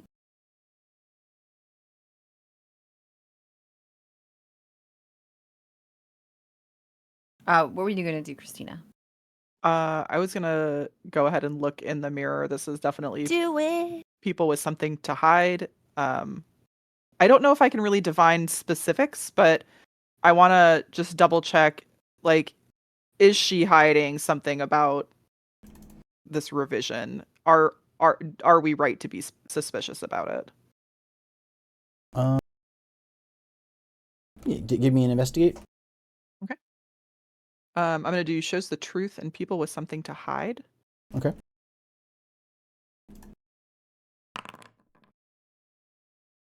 All right, sweet. 2 clues is good. So basically, yes, she is hiding something. She has made changes to the original report about Sam. Okay. And it seems like it's not something as simple as a clerical error. She seems more nervous than it being a clerical error. Something. Okay. All right. Officer Gray, nervous about the revision to the coroner's report. It's something more dire than a clerical error. I guess that's not a question. I'm supposed to write a question. I mean, it's all good. Okay. You don't have to I just fully like write it down. I guess. These things are more for like people, like actually without voice, so you just have text. Oh, okay. So the person can write out their clue, and then I can type in a response as if we were somehow playing this without voice. I got you. Okay. I'm making notes because I'll forget. Okay. I've got a second clue. I think we're probably gonna leave here, so I'm gonna not bank this one. I'm just gonna go ahead and use my other clue. I wonder. Go ahead. I was gonna say you could use the other clue. Like I know you're looking at her, but you can use it for information about the revision, like maybe the location of the revision or something like that. So Okay. Because the clues are what she's doing. So. Oh, okay. I guess I would like to see if I can notice if she's are her eyes falling anywhere that we might be able to find the original revision, or is there a trash can or something? Like, is there somewhere in the room where the original revision might be, or the original document might be? Yes, in the corner there is a waste bin. It does have papers in it. So, if she has thrown it away recently, or assuming she didn't set it on fire or something, then the waste bin of papers may lead you to it. Okay. So I think what we're gonna have to do is find a way to distract her or get her out of the room so we can dig through this waste bin, because we can't just do it in front of her. I don't think that'd be really weird. Oh no, my shirt came off. You just dances a freaking on one of the anime steel now. tables. Yeah. If you want to distract her, you could probably steal it. It'll be in like a plastic bag, so you could, if you were to distract her, someone could swipe the bag. What if Sue asked her for a tour of the morgue? All right, well, I guess so. What if? I'm just suggesting. What was the last thing we asked this poor lady? Oh, I'd never been in a morgue before. The last thing you asked her? Oh wait, no, I got it. Never mind. So he's just gonna be like, I can see that we are making you nervous, and that was not what we came here to do. So why don't you tell me about what you do here instead? Just give me like a little tour or something. Show me what it is you do here, smart lady. She Smooth talker. She seems a little hesitant, to just be like up and leave or anything. But you guys. Just while she's reading over that piece of paper, Oh, I'll be fine. I just want to look over the notes in the back here. You've written quite a lot, and I want to make sure I don't miss anything. These are really good notes. Okay. Well, I mean, I guess I could take a 5-minute break, stretch my legs a little. Yeah, you can. Yeah. So she'll get up and sort of walk over towards the door with Sue. Great, so good. As soon as they're out of, I guess, earshot of the office, Tara is quietly going to creep over to where the wastebasket is and just see if that original document is in there. As you look through, you find, just random documents, a napkin. Bubble gum. Yeah. But yes, there is a crumpled sheet of 2 sheets of paper at the bottom. Okay, I'll take the 2 sheets. Anything else in there that looks like it's promising? No, nothing. I mean, maybe, but you don't really have any other cases to connect them to. Okay. So they could just be good. Just unrelated. Anything else in that, while I'm over there by the wastebasket, is there anything else a shiny thing that Tara might be interested in? No, there's nothing so far that, looking through the names or the titles on them, none of them seem to be related to what you've been dealing with. Okay. Then I'm gonna just sort of smooth out and fold those pieces of paper up and tuck them in my little bag that I carry around inside my notebook. Okay. Just so they're extra hidden. And then I'll go back to just, innocuously reading that report that she wrote with all the good notes. So good. Okay. Such juicy suicide information. A few minutes later, Sue and Gray walk back in, and she's explaining something, about one of the procedures that they do, or trying not to be gruesome about it, but just typical morgue procedures. He is trying to look very interested to the point where you can't tell if it's fake or not. She's like, yeah, and then we have to cut like the vertebrae out. He's like, oh, crikey. No, He's Australian now. Okay. that's like the wrong person. Yeah. Nar. No. More so like, yeah, and then at some point, if, we have to remove the organs and weigh them. And that can be interesting to see the different, like, weights. You would think, oh, this person has a bigger heart, or these people have really big lungs. Sometimes it's just weird. There's the average, and then just random people have random, either really large or really small internal organs. It's Things crazy. that are actually interesting to Philip. Yeah. Philip just in character as Dr. Gray nerding out about forensics. Don't call him out like that. Jeez. How dare It's not a you. call out. I'm impressed. Like I said, I don't know anything about it. I'm scared of true crime. But it's true. Well, that was truly Worry enlightening. about it. I am super appreciative of that. Very cool tour. Thank you. Mhm. Wink, wonk. Sorry. Did you do you get everything out of that report you needed? Sis? Yeah, Tara has closed the little folder and she's gonna slide it back onto Dr. Gray's or Officer Gray's desk. Yes, thank you so much, Officer Gray. We're, Sam's wife is our client, and Sam's wife is our client, right? Never met her. Our client. Oh, it's the Pizza Kids. Yeah, piece of kid.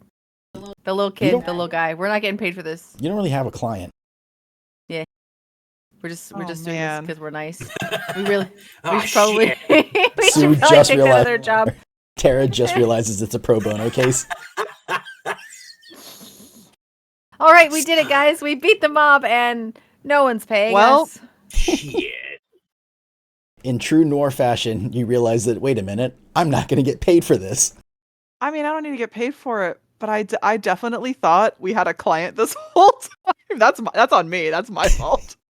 I'm like, yeah, what's her name? Claire or whatever? Isn't she? Nope, she's not the client. Clara. I guess not. Clara. Clara. Okay. Thanks for your time, Doctor. Of course. If we have any other questions, can we contact you? Yeah, I don't see why. I don't see why, or I don't see why not. Why not? Thank you so much. Thanks. Really appreciate it. I don't see And why. Sue? I don't see What why. if Sue wants to come back for another tour? Is that cool? Well, yeah, Sue, you're always welcome. Thank you kindly. All right. Okay. I've got something in my purse. I don't know what it is yet. I didn't really look at it, but I've got some crumpled up papers in my purse. So let's get the fuck out of the morgue. Unless you guys want to look around. You guys want to look around the morgue? You looked around the morgue too. Yeah, I'm done with that. Gotta get out of here. That lady is handsy. No further questions. Oh yeah. Tara's gonna like put Sue in the front and be like, okay, bye. Gotta go. And we're out. And we're out. And we're out. Okay. What Well- else do you guys want to do at the police station? I didn't know that they kept large cats there. There's large cats at the police station? Yeah, cougars. But She was on the prowl for Sue, for sure. Prowl. All right. That's all right. I invited that. It's not her fault. It's mine. Tara's just like patting Sue on the back, like, thanks, brother. That's fine. It was an interesting tour. Find anything cool? We can sure talk about did. that when we're not in the police station. Yeah, when we get back to the office, Tara's like, oh, so much. I'll tell you about it when we get back. Oh, so that means you wanted to head back to the actual office? I guess so. Unless there was anything else y'all wanted to do at the police station? Steal a donut. You'd have to get back in towards like the break room area. It'd be a little bit difficult, but you're kind lame. of stealthy sometimes. You might be able to make it. No, it's not We get- risky. We get I will not caught risk it after for all the of that. donut biscuit. Yeah. Yeah. Tara will buy Sue a donut on the way back to the trolley Punch myself in the hat brim. as like a reward, a little treat. Like, you did great. Thanks for taking one for the team, buddy. Putting yourself in the line of fire. Okay. So I would like to see what these documents actually are. So I'll take them out of my handbag. What have I got? So, reading through this, you definitely see a lot has been changed. Everything. Oh. In fact. Everything. Everything. The only thing that is the same is the cause of death, which is asphyxiate, or the death, which is asphyxiation. It was, however, from drowning. He was found to have water in his lungs. I was going to ask her about salt water, and that's why I asked about the residues. And as soon as she went, I was like, I'm not going to find anything out. So yeah, water was found in Sam Saddle's lungs, and his clothes were soaking wet. And it was salt water, and the only place to find salt water, the closest would be the old aquarium, and then down by the docks on the other side of town. Or if you're a scary shark lady who makes water. Mm-hmm. No signs of a struggle. So, Your bite marks. People were like, "Oh, what do you mean puncture wounds? That doesn't make any sense." Little do they know, there's a shark lady with big old honking chompers. Were there puncture wounds? Uh-huh. Were there puncture wounds? Did he get a nibble? No. Were there puncture wounds? No puncture wounds. All right. She didn't take a bite. No. Out of crime. So yeah, the It's because she is crime. She is crime. Crime itself. The Officer Gray concluded that either Sam was drowned at sea and was brought back to Miller Square, or drowned in seawater while unconscious. And the Sad. electric cord was tied around him posthumously. There are no ligature marks around his neck. It wasn't funny. Posthumously? Mm-hmm. Boo. Michelle just had to, yeah. Boo. I'm not sorry. Don't be sorry for your jokes. Okay. All right. Tara's just like smoothing the paper out on the desk, like looking a million miles away, like, well, that is interesting. What she's thinking is that she's not looking forward to having to talk to Shark Lady at some point, because clearly that is how this man died. What if we got some scuba gear? I'll be fine, but obviously you guys will fucking drown. Some of us cannot turn into water. Yeah. I don't really pretty- fancy having a pretty sure chunk torn the out of my teeth- side. Yeah, the teeth would probably still be the issue. The teeth are definitely the issue for me. Not the drowning? I mean, the drowning, you know, And pretty bad way to go. I could take her leave drowning. I could but take her leave teeth- drowning. It's the shark. It's the scary shark lady with her crazy teeth and claws. Her teeth, right? She's got Mhm. like the claw teeth. Not super into that. Not from her mouth. Right. I remember we were It's her talking hand. about her teeth are like her claws or whatever. Yeah, she strikes with her hands and they appear as if they were teeth. Yikes. Big yikes. Okay. So that really doesn't make Tara comfortable at all. She's like, I wish I never found out. But that's a little progress now that we know for sure that Sam was murdered. I'm not going to lie to you guys. I was about ready to be like, this man hung himself. Case closed. No. We closed the case. We've got no client. The death is clear. So you know that at least 2 people are corrupt by being bribed. Patel and Kamensky. They take a lot of the not clearly, but for some reason the coroner was willing to be dirty and change things. But she didn't have the gold flash in her eyes when she decided not to tell us the truth. Right? No, you didn't see that from her. But I she get the could, impression she was doing, since her first report is so thorough and so accurate, I get the impression she did her job and then Yeah, like higher ups told her to change things. Maybe she was threatened. maybe somebody told her to not do her job so good. Mhm. She was threatened for sure. So either way. So she is either she is willing to bend the rules, or she is doing them. I mean, yeah, you are correct in that since she did it originally, she didn't know who Sam was, so she didn't know she needed to make it look like a suicide. So Okay. it's either She's she either just willing Mhm. either willing to bend the rules or being forced to do so. Yeah. So Gotcha. Okay. in some way or another, she's also a dirty cop. She is complicit in Mhm. this crime. So there are at Her least two. hands are covered in blood. Yes. So there are at least two others who are on the payroll. You don't know who they are yet. But yeah, and must be other people who are dirty that aren't just on the payroll, so there's no way of knowing which is which.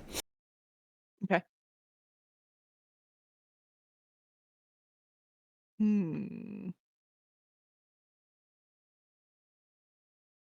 It's very interesting. Mm-hmm. You had mentioned wanting to talk to either Kaminsky or Patel. Yeah. They could be found around town, either reporting to cases or driving around or whatever. Are they someone you would like to try and find and talk to, or are they just? Do you have enough information from them about Would them? I you guess. guys like to confront, I would say Kamensky singularly, because he was the one who showed up at Sam's store. Maybe before we do that, we take this report back to Orozco. Oh, we could do that. He is in the police station that we just left, though. Yeah, and we'll get what's-her-face in trouble, but also we'll get fucking Donahue and Patrick in trouble, whatever their names are. Wow. Kamensky and Patel. I wonder if we maybe call Orozco and not go back to the police station. But also, I was going to ask, do we want to confront Kamensky or do we want to try and tail him? Or none, or neither? Are we interested? I mean, if you think that, because they're out right now, so we could find them and try and see what they're up to. I don't think that's a bad idea. Is there a schedule in the ledger book for pickups or anything, or for like when people get paid off? No, unfortunately, it's not that detailed. Gotcha. I think I have a clue still banked for that ledger book. Yeah, you do. Well, wasn't that the one where you're like, do these two, does Patel and Kaminsky match? But if not, All right. You if you don't what? want it to be, you can Yeah. ask another one. That's fine. If you didn't know you were using it. I think that's reasonable for that to be. I didn't know I was using it, but I think that's a reasonable use of that banked clue. Well, then since you didn't know that, then by all means you can still use your clue. Go for it. That's magnanimous of you, GM. Or Master of Ceremonies. I keep forgetting it's MC in this. Okay. Then we do have a banked clue. What do you guys want to know about this ledger? To try and get some more detail about what we now know.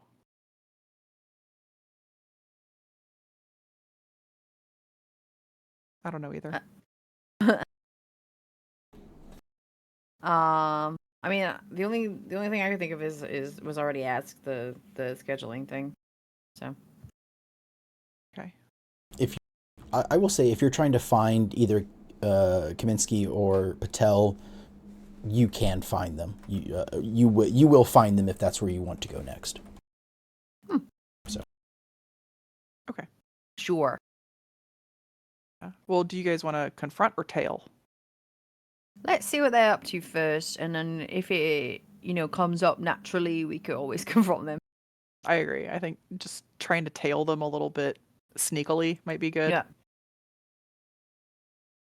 Is it raining today? No, just overcast. Finally. Not a rainy day in the city of mist. I mean, if it was raining, then I could just go from puddle to puddle and be real sneaky, but... That's true. Rain would be a benefit. No dice, baby spice, whoever that is. No dice, babies. If it's the holidays, it's no dice, pumpkin spice. Do you want to said call Orozco before we head out or nah? Sure. Okay. I think that it's an important thing for him to know, since he's already probably a little bit like, these things don't add up. We could just like point out to him that, and it could be anonymous too, but since we were just there, it would probably not be as anonymous as we hope. Regardless, we could point out the difference in times that the report was submitted, and then if he learns it's a what's it called, a revision, you could be like, why the hell is that a revision? And then she probably can't not answer him. Mm-hmm. So then we get to keep our little clue, and also like see if he's a good detective. Because if he doesn't go, oh, that is suspicious, perhaps he doesn't need to be doing that job. I think he didn't go to his own crime scene, so he's a bad detective anyway. Sorry, I was very distracted. Cicero was under the table, and I could see his cute little face. He's the cutest animal in the world. Yeah, I agree. I think if Orozco acts suspicious, then we're like, another crooked one. I get the gut feeling Orozco is like gray in that he's just trying to do him job, and somebody else is making it so he can't. Also, he's a bad detective. He's just a bad detective. Or an overworked one. Yeah. It's hard to tell the difference, like whether he's being lazy, like not lazy, but like whether he's just being overworked and he only has a few minutes, and if it's something that's like, hey, this place was just they just trashed it and robbed him. And the people are like, oh no, we were assaulted. Someone needs to come talk to us. And he's like, no, you don't. You were just robbed. A baby. We need a Cicero cat cam. On his Blue Apron box. I'm in the box. Give me the treat. He's such a good boy. Okay. Let's go ahead and call Orozco, and I guess Tara will handle the call since she's usually on the phone. So I'll call. Bing, bing. Yeah, hello. This is Tara again. Something to note. At this point, the case is already closed. So like, oh sorry. As far as the like police case goes, investigation, all of that stuff is done. Like, it's closed. They're not looking into anything anymore. But just so you guys are aware, like, it's not still an open investigation because it is for you. It's open and shut. They're done. They're moving on to other things. Just to I guess my you know his, secret like, hope was reaction. that Orozco would be intrigued and maybe help us. Oh yeah, I'm not saying he won't.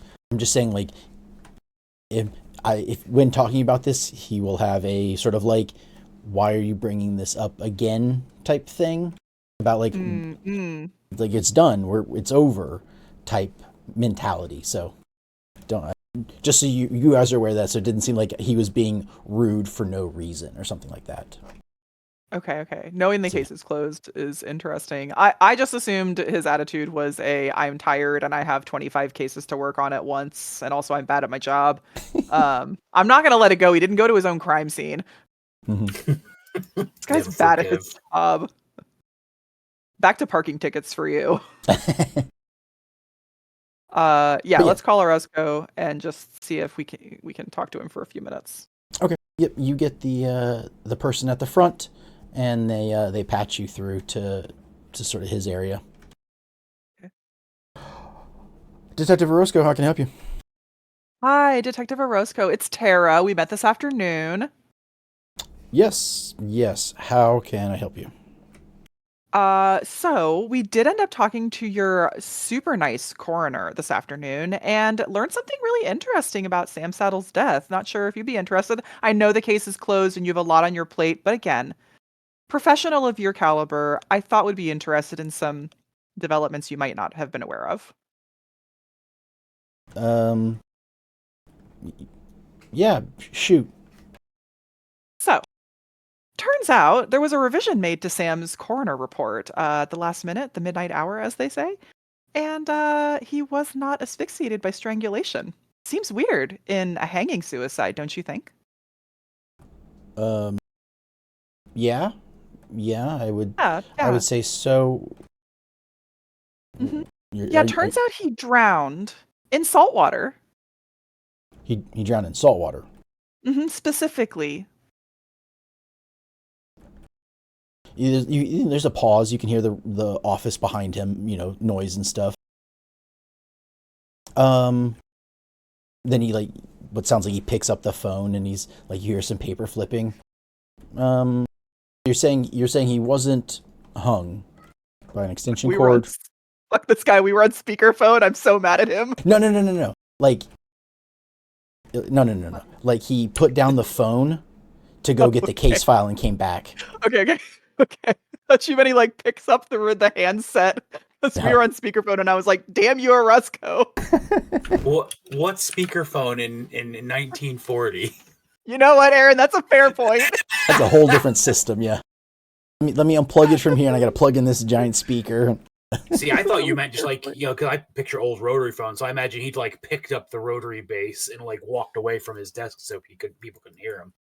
Okay. So he went to go get something and he's coming back. We're just hearing all the Yeah. So yeah, now you can tell he's sort of has the phone, against one ear and he's flipping through paper. Amazing. Good. Tara's checking her nails. She's just I'll wait. Okay. How you can tell he sort of has this opinion of what are you telling me?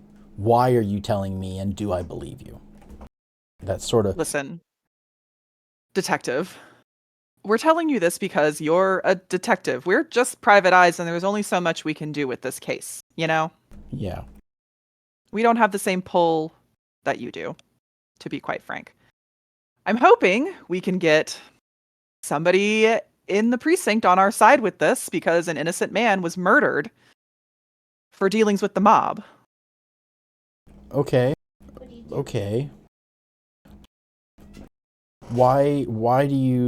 you have that says he was drowned? Oh, wait, you already said it. You said revision. I have your coroner's original report here, dated should we say the day of or the day after his death? Yeah, the day of. Yeah, I have the original coroner's report from your own Officer Gray, dated the day of Sam's death, saying that he was drowned in salt water, not asphyxiated. In fact, if I'm reading this correctly, the extension cord was tied around his neck posthumously. Is that illegal to take that? Would we know that? Maybe you should. It was garbage. Yeah. It was garbage. Okay, Tara's gonna say, and I don't know. No, she can't lie about it. She don't care. You could say it. I'm not gonna renege on it. I've done what I've done. He says, okay, and that Coroner's reports are public record. That is not what she, I guess, handed up later. So that's not what I have. Okay. Well, I mean, if what you're telling me is true, then you can tell he's thinking. Mm-hmm. I don't know. I agree it sucks if he was actually murdered. The case is closed. I'm not... What do you want? What are you wanting me to do with this information? Because the way I see it, it's already over. It sucks. If you're saying it's the Falzoni family, I'll be honest with you. I'd have a real hard time taking them down, even just getting a hold of any one of them, let alone the family itself. And then trying to tie his murder, and he very lightly says murder, to the family would be near impossible. I have heard, I've seen some stuff, I've heard some stuff. There might be a few cops here who are not level. I will admit that. Why did he give me so much crap earlier? But No cuts, no butts, no coconuts. we're doing what we can. You know, you get like a half-hearted answer of like the verbal version of like palms up, like I don't know. Yeah, shruggy emoji. Detective Orozco, listen. You ask why I'm asking for your help here. Mhm. I, again, am looking for an ally in this. My concern is the safety of, at the very least, Miller's Square. We do have an idea that there might be some cops that are not on the up and up in Precinct 23, like you mentioned. Wouldn't it be satisfying to clear those out so you could actually, I don't know, do your job? Because to me, it sounds like you didn't get to go to your own crime scene for this one. That's got a sting, right? Well, I mean, Lizzie. yeah, you know, I if there's something there, like, you know, don't get me wrong, if there had been reason to believe this was a murder, I would have been all over this case. I would have done all the things that are needed. But it was a simple suicide. I mean, you can see my dilemma, and I wouldn't waste my resources for a simple suicide when I could be helping someone who we know had been murdered, not something that has been elaborately staged. And while yes, I am wrong, it is wrong. It's your job to do both. Detective, I think the concern here is not that someone whose death was supposed to suicide was actually murdered. I think if I were you, I'd be concerned about the corruption in my precinct that caused this to be overlooked. Yeah, I agree with you on that one. So how can we help you sort that out? Yeah, Bob. Well, We're not cops. um, Our dilemma is that we're not cops, but also might be a benefit. I will say if the coroner's report you have is true, I didn't say I had a coroner's report. if the information you have a way to verify and validate that, and maybe other pieces of information, corroborating information about different things. No dying. You know, you could very well expose this. You want to, you know, I think our captain. Hold on one second. Let me show you the name.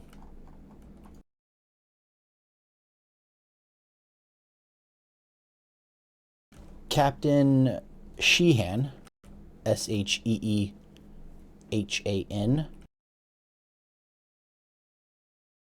Captain Sheehan, I think, is a damn fine cop. She's been on the force for her entire adult life. I think she's good. If What's you her first name? if you want to take information to her, and I think you could expose this. I would say that would be the best thing. I mean, I don't know what she can give you. I don't know what you've got to give her. For you as players, this is also it's a danger, similar to like how you would find the thugs or the shark lady. There is a threshold, and if you can get enough incriminating evidence or witnesses willing to talk, or stuff like evidence, you can essentially deal damage with go toe to toe. Or if you don't let anybody know this is happening, you can use a hit with all you've got. And if you can essentially deal enough damage, right? If you can expose them, then you can succeed in clearing out the corruption. But it can cause you. It could, once you start, it could start to backfire, and then the corruption can basically move against you as well. Okay. Fair. Reasonable. I would like to have a powerful ally, like a police captain. A police captain who is actually like dedicated to the job and just hamstrung by bureaucracy. That would be build great. up a case. She would be a great ally. Yeah, Tara's gonna say, well, detective, we don't have much now, but we have more than we had before, and we plan to keep building our evidence. We'll have the discretion to not mention your involvement. That's very kind of you. Anytime. In return, if we have any questions, could we contact you? You have my card. If you notice anything, would you contact us? Yeah, fair is fair. Great. Thank you so much, detective. Hope you have a lovely day. Same to you now. All right, she hangs up. Just gonna... Well, boys, learn some interesting things from our friend the detective. I didn't learn any interesting things. I just told him interesting things. But I did find out the police chief's name and that she sounds like a real upstanding gal that we might be able to swing to our side of things if we can gather enough evidence, that is. So, to the streets we go, I guess. We already have a pretty decent piece of evidence in the ledger. Yeah, Tara is going to file that away in her color-coded with all tabs system. To my knowledge, you currently have the original coroner's report, and you have the ledger with the money going to the cops. With the ledger from the safe, we have Sam's report. We have Sam's ledger also. Now, Sam's ledger just shows his money and the loan shark and whatnot. So you'd have to that one doesn't link to the police clearly yet. So you'd either need more information, or there may not be more information. But yeah. Currently, I can think of 2. If you guys can think of any others. So that's 2 pieces. I was just going to say that we talked to this guy, this useless detective man. We sort of got the feeling that he was on the up and up, if just a little bit useless. Whereas when we were talking to the coroner lady, it was very obvious that somebody had made her change some words on that paper. Maybe if we talk to the police chief, we should have maybe done that while we were there, we get the idea whether or not she is trustworthy or not. Although if she's like, the head of it, it might be harder to figure out. Because if we're trying to make her an ally, then we need to know if she's worthwhile or if she's a bad guy. It's also going to be a little harder to talk to a chief of police than it's going to be to talk to a detective. How old is she, and how interested in young boys is she? Young men is she, sorry. She sounds like You said it. You said it. You're a boy. You heard it here, folks. Sue is a boy. She is also in her 50s. I wrote in my, also in her 50s. All right, we got this in the bag. We also did hear from our MC just now that we probably want to have... I guess you're saying, Michelle, we want to make sure that she's worth pursuing before we gather a bunch of evidence to take to her. Yeah. I'm not saying that we take all the one thing we have that We 2 things. All right, the 2 things. I'm not saying we present anything to her yet. I'm saying somewhere along the way, before we try and present to her the fact that there are corrupt people in her precinct, that we figure out if she is one of them. Okay, yeah, because all we have to really go on right now... I mean, I am the kind of player who is willing to just trust the implication that she's cool from an NPC being like, she's cool, but that's never done me any favors. I ain't trust nobody. That's probably the stance that we should have.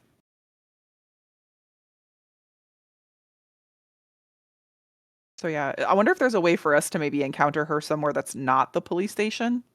I'm very nervous about going back there since we stole something. Maybe at the gala. If you see her at the gala, that's bad news. Yeah, exactly. Finding her outside... So because she's a captain, she is not going to be on the streets much. You would not even a really good police captain. Something really big would have to go down to get her to be there for it, because at this point her job was almost all just bureaucracy, paperwork, schedulings, This poor lady. Yeah, statistics and all reports and stuff like that. So finding her on the street would be near impossible. This Following poor lady. her home may or may That's not creepy. be creepy and or dangerous, as she is Do we know if she has anything she does after work? No, not yet. Zumba. We don't know. Okay. Sick. All right, so maybe we have some options here, boyos. We could tail Kamensky, see what he gets up to every day. We could try and very surreptitiously follow or see if Sheehan goes anywhere after work. Maybe she's got like a bar or a restaurant she goes to. If it's Rusty's, we know she's bad. Yeah, she goes to Rusty's. We know she sucks. Yeah. I mean, there were other people at Rusty. None of them were upstanding citizens, but there were other people at Yeah. Rusty's. She seems like an upstanding citizen, and I'm just saying, I mean, Tara. I was going to say Tara is an upstanding citizen, and she was at Rusty's. Yeah. I don't know about Vic and Sue. They're upstanding-ish. Harsh. We're standing. You're standing. I got feet. Tara has never been arrested. She's never even gotten a ticket. What are you trying to say? That my brothers have criminal backgrounds, and I'm proud of them for it. Proud to know you, proud to have you. We wouldn't get anything done otherwise. We need those criminal backgrounds. All right, well, I'm choosing to believe you. Tara can't lie. She's so bad at it. We've established that Tara is extremely bad at lying. Yes. It's either the truth or silence, one or the other. The truth or silence, or please take this person out of the room so I can do something illegal. And then she's got to get out of the way. She's like, we got to go. What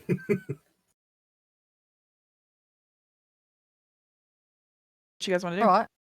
I think the simplest thing right now would be to tail. What's this toodle? Kamensky? Yeah. Let's go. Let's go tail Kamensky. Prestinkt.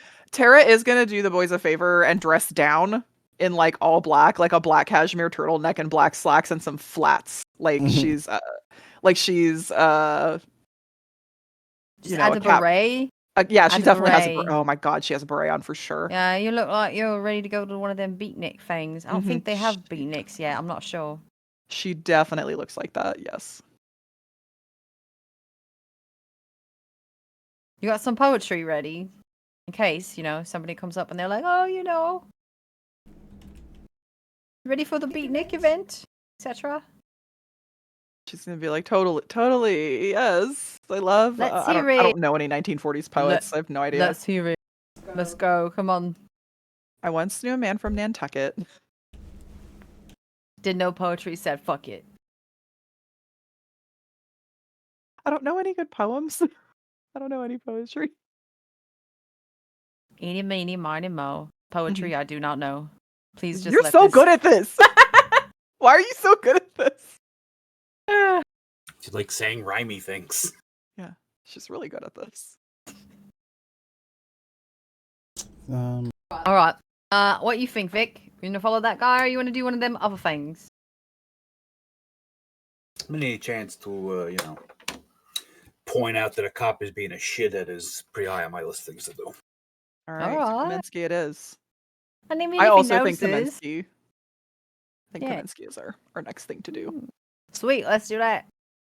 We do that. What? No. Can What do we- they say in the 50s? What do they say? Not sweet. Not radical. Let me go back further back. Gumdrops. I don't know. 80s, it's heavy. Heavy. like a positive exclamation for Yeah. something.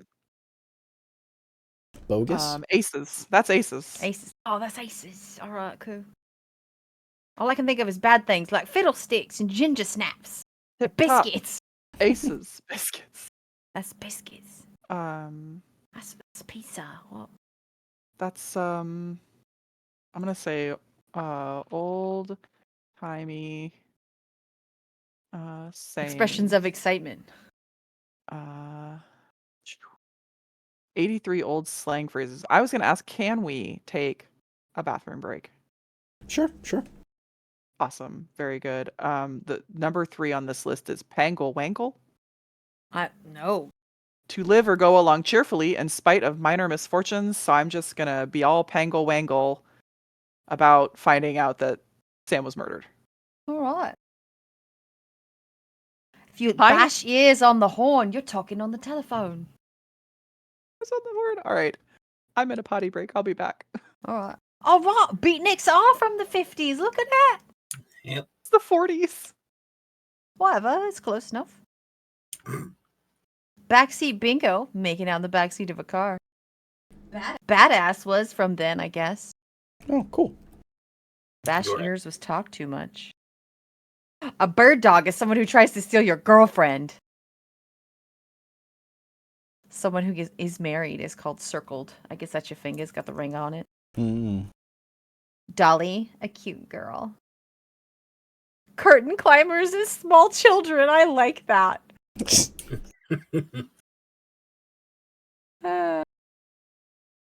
Gad's damn curtain climbers. A paper shaker is a cheerleader. Oh, the pom poms, I guess. Yeah, Mhm. makes sense. Super Murgatroyd. What? Super Murgatroyd. I've heard Cooler it. with it. Heavens to Heavens to Murgatroyd. Murgatroyd, yeah. Yeah. That's a I just weird gotta one. bump it 40s.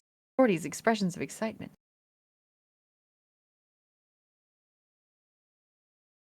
Anchor clanker. That's you, Philip. You're a sailor. Yep. A chucklehead. You guys know what that is. Mhm. You chucklehead. Out of curiosity, do you all have any desire to like try and go back after Delia, or just leave her be? You mean like check and see if she's still at the spot, or? Yeah, like I mean, you fought her, you knocked her out and ran. We left her for cops, and the cops that picked her up are the bad ones, so I figured she was gone. When you say gone, No Like- longer in police custody. Yeah. correct.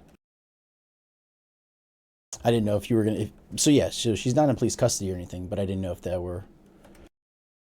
if you had any desire for a rematch or to Why actually we try want a and get. rematch? We won. That's true. Here's a good one. Humdinger. Remarkable. Outstanding. That was a rip snorting hemdinger. That's a humdinger all the time. Swell. Swell. Peachy keen. Jay golly Yeah. gosh. Take a powder. Get lost. Here selling dictionaries if you're interested. The entire Webster's line. Oh my god. All 27 volumes. Every word in the English language.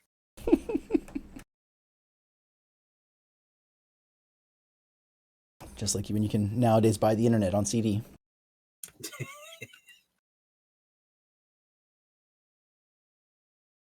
Copacetic. Cacky wacky. Get your mitts off me. What is it? A licorice stick is a clarinet. All right. It's very specific. Yeah, why would you decide to make slang word for that? I guess clarinets were more often used in society. Hmm. On the beam. Cool. A1. A1? Boy, that sure is swell. Swell. Swell. Swell. Humdinger. Rip snorting humdinger over time. For sure. It's Well, well. very peachy keen of you. Oh, thanks. Want to go get a malt? I really do.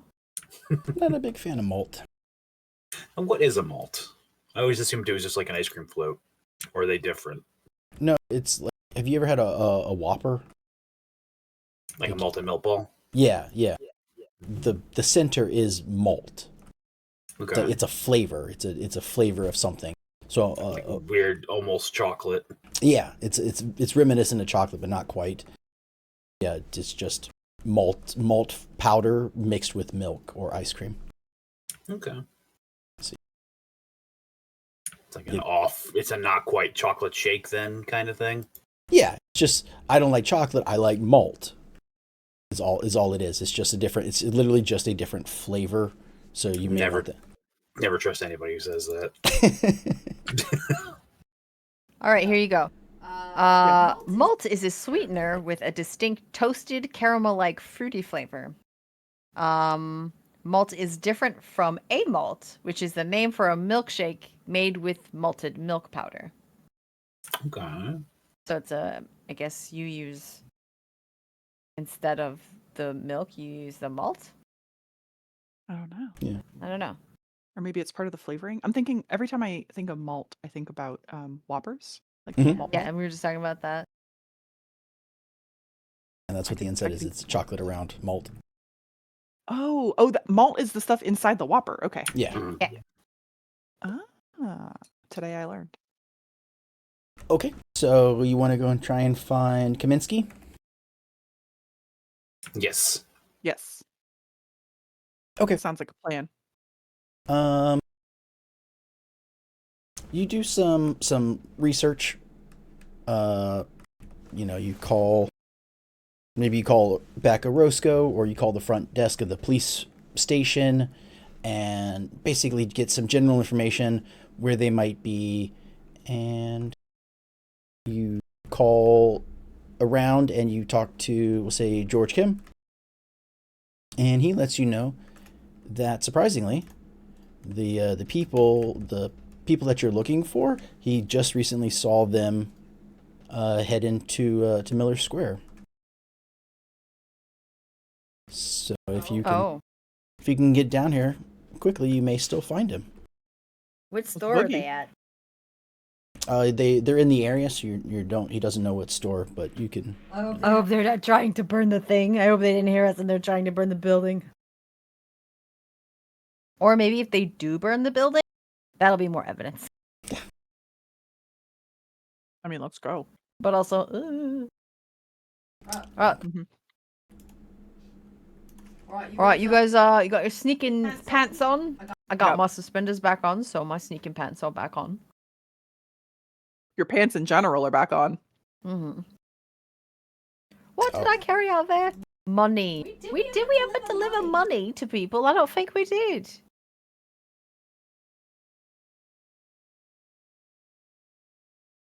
No. Can you Right. all see? We're at the pawnbrokers. Yeah.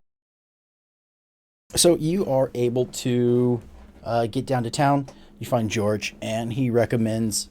You don't have to find George. Like, you can see around the city, around Miller Square and whatnot. And yeah, you think that the pawnbrokers is where the elusive officer has run off to. All right. What's the plan? What's the game plan, team? Should we wait outside? Should we go in and pretend to try and pawn something? Do you have anything to pawn? Tara is littered with... Well, I guess she's dressed down, but she probably has something to pawn. Either in her also black handbag. Or maybe like earrings or something. Also, she doesn't have to actually pawn them. So yeah, I think, like, okay, what if we go in and just maybe pretend to pawn something and see if we can get an idea for what Kaminsky's doing in there? Sure. Okay, so Tara's going to take out her earrings. They're probably gold dangly things with some kind of jewel in them, knowing her. Okay, so you're in there. Second Chance Pawnbrokers is part of Miller Square. You inside. You find yourself beset from every direction by dust gathering memorabilia, antiques, and other personal prized possessions. A long glass counter lines the back, twinkling with precious memories sold by people with no other choice. And there are... Oh, right, this is Noir, I forgot. It would appear to be that there are two people that run the place. And one of them seems to be sort of like, a quick glance, one is a lookout, and one is currently talking to an officer. Cool. So You have never actually seen Officer Kaminsky, so you don't know that this is him, but you have good reason to believe. As we walk in, can we see if he's got a name badge or something? They're sort of in like sort of the back area of the room. Okay. So they aren't hidden, like they're not in like a back office. They're just where they are. You would have to get fairly close to see it. You could. I would, if you can play it off as something to get close to them and to read it, or you can try and be sneaky to see it. Either way would work. Can we maybe look around the store and disguise our motives that way? Yes. Okay. Yeah, Tara's just gonna start like looking around, like, hands behind her back, like, ooh, peering around into the cases. There's a lot of nice looking stuff. People have been the pawn industry seems to be doing the two people well. Okay. Well, then I think she'll work her way around until she's sort of hopefully there's a convincing way that she can get close enough to hear what they're talking about. As you start to get closer, one of the two walks up to you. Hello, welcome to my shop, Second Chance Pawn. Is there anything in particular you're looking for, or perhaps you looking to pawn something?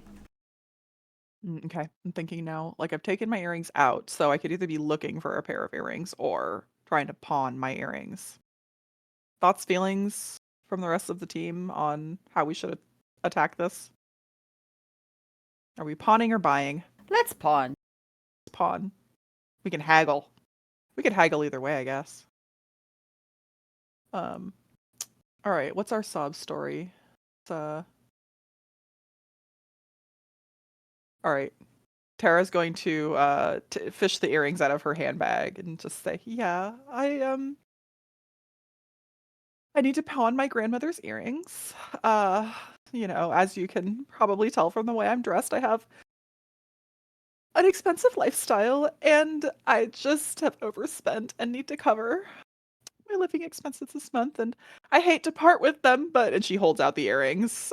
Just what can you give me for these?" Oh, those are very nice. I know. I do like those. I know. I think we can definitely do something to help you out. And of course, anything that you choose to pawn, we will hold, and you're always more than welcome to come back and buy it back. As long as it's still here. These are very nice. They may go fast, but you can always rebuy them when you're in a better financial situation. Your shop seems extremely safe, if you don't mind me saying so. You have an officer in the store. Officer, are you here often? It really gives me the peace of mind knowing that somebody like you, somebody in uniform, is here. That catches the officer's attention. He's like, "What?" And like looks over. Yes. And then like looks back at the other guy and he's like, "No. I mean, I don't work here." No, it just, there's a lot of things going on in Miller Square these days. I do listen to the radio, and as you can imagine, someone like me is a little nervous to be out here. So knowing that you're here really gives me peace of mind that my earrings, no offense, shop owner, my earrings will be here when I come back to get them. Oh, yes, we do. I think we do a pretty good job of protecting the place. There's only so much, we are understaffed. So, occasionally things slip by, as unfortunately.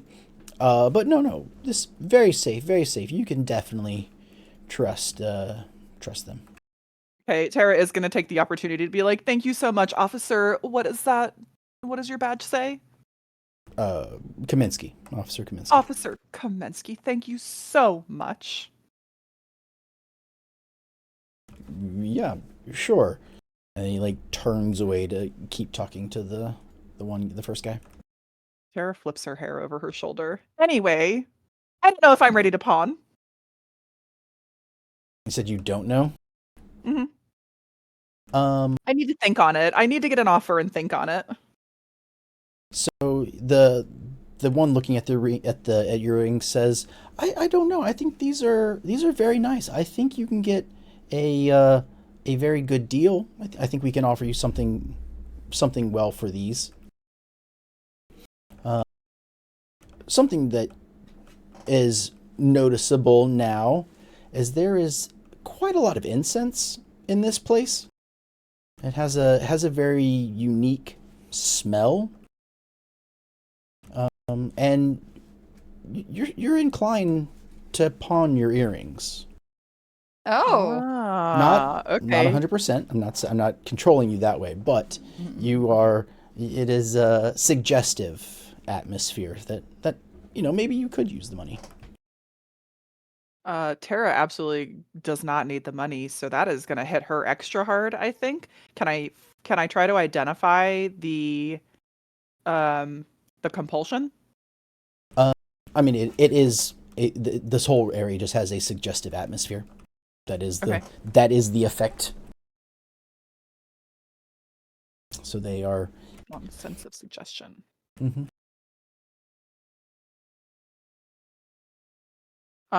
Okay.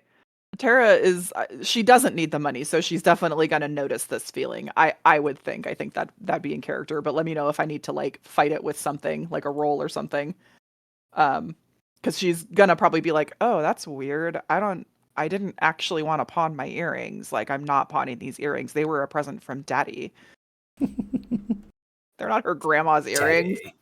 She got them from Izanagi. He was like, "Oh, I saw you looking at these. Take them."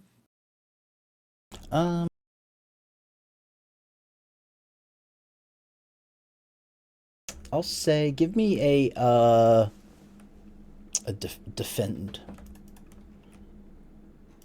Is that special moves? No. It'll be. Why am I blanking? Face danger. Sorry, that's it. Face the danger. Okay. Face I danger, think, and then anything that you think would help you mentally stop them. okay. I think I would say like read a room probably under her PI, since there seems to be like a suggestive aura in the room. I know that reading a room isn't really the same. Like reading a room is like you notice the general atmosphere of the room in terms of the people in it. Mm-hmm. That, and maybe also like seeing, like if it's a crime scene, maybe sort of understanding the crime in particular also would fall under that, I think. Okay, yeah. Is that something that I would be able to use here, like because I'm sensing there's something about the space? Yeah, I'd say so. Okay. You know it's a pawn shop, but you're able to tell that things are different than a typical pawn shop. Okay. And then I think also, I mean, she's curious now. She feels like something is off, so I think investigator. She's going to be looking for something that's making her feel this way. Okay. Excuse me, I'm so sorry.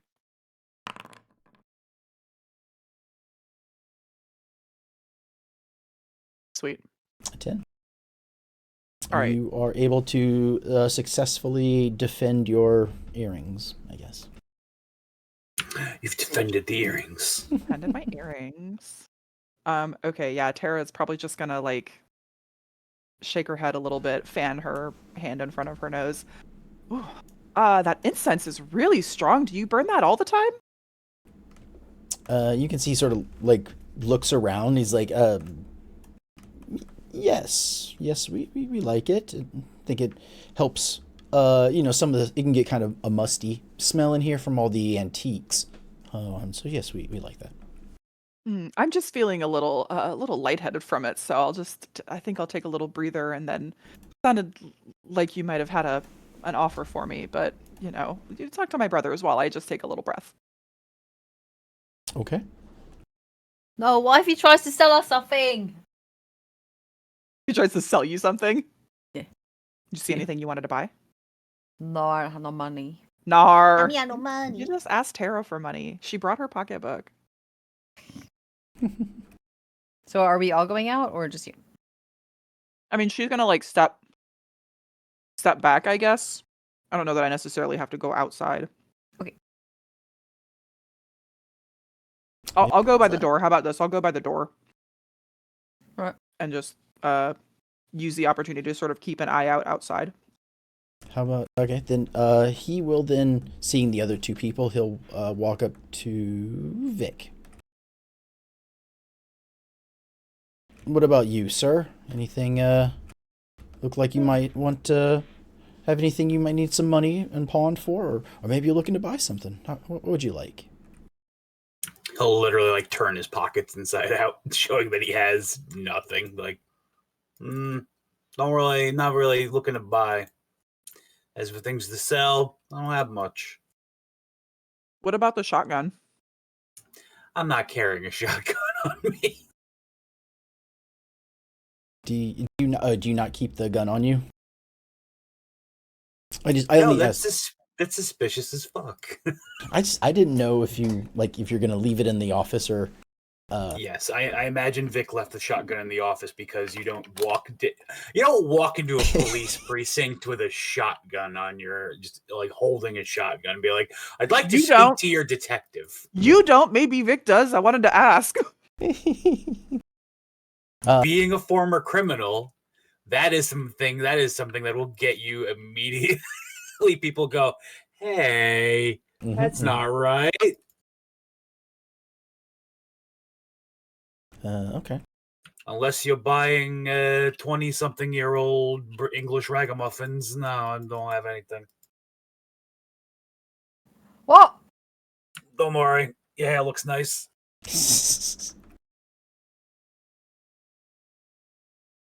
Okay. I'm the chauffeur. Oh. Okay. And he looks over at. It's a nice scent, though. You sell that? Maybe I'll come back later for some. No, I don't. I don't know where my brother gets it, but we like it. Oh yeah, you work with your brother? Yeah. I'm Lyle. He's Dwight. Lyle and Dwight. Oh, we have a family business too. Imagine that. Yep. I work with my sister, but she's much more successful than me because, I don't know, maybe she's nicer. Oh, okay. And what about you, young man? You got anything to sell? I do not. Like I said, she is much more successful than me and nicer, so Grandma only gave her earrings. Plus, I don't think they will look good on me. Oh, I mean, that's understandable. That's rude. Question. Yeah. Is your sword a physical object or is it a constructed object? It's a constructed object. Okay. You trying to steal my sword? He's like, yo, that sword looks cool. Want to sell it? Oh. No, yes. Yeah. No, that's a thing I called. I called down from the stormy heavens. Okay. Rude. And yeah, it doesn't really, like, I'm sort of looking over their stuff and it's not really. Yeah, so the officer at some point finishes his conversation with Dwight and decides to leave. Goodbye.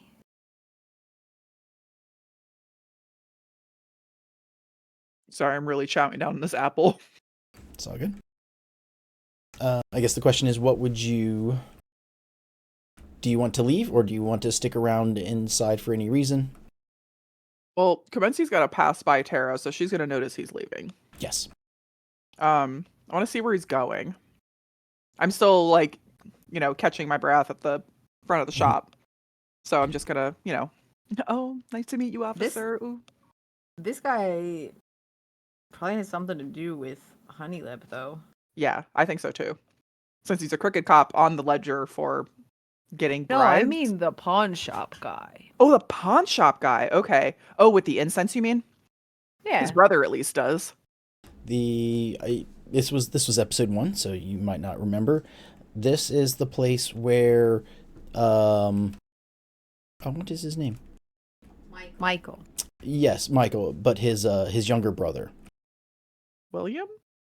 Is it Willie? Smaller Michael. Billy?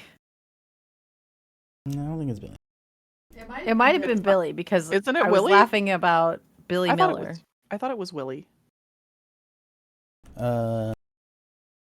Michael. I have it in my notes. Yeah, I mean, I have it here. I'm just trying to figure out.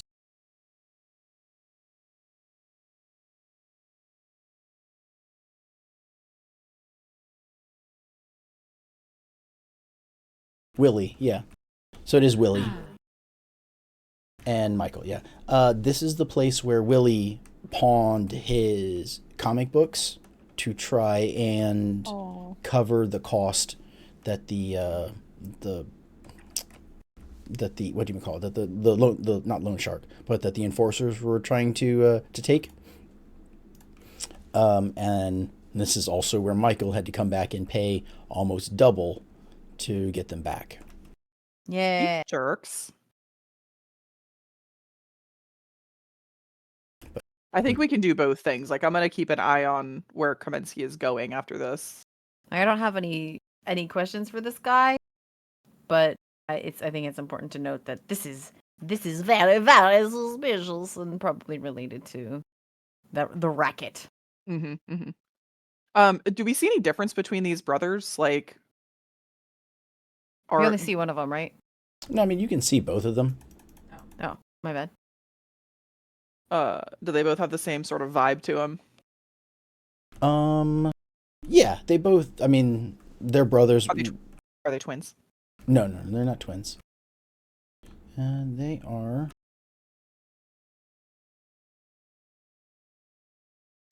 One of them is sort of like slender, has sort of like a pointed face, slightly taller than the other. That's Lloyd, or Lyle.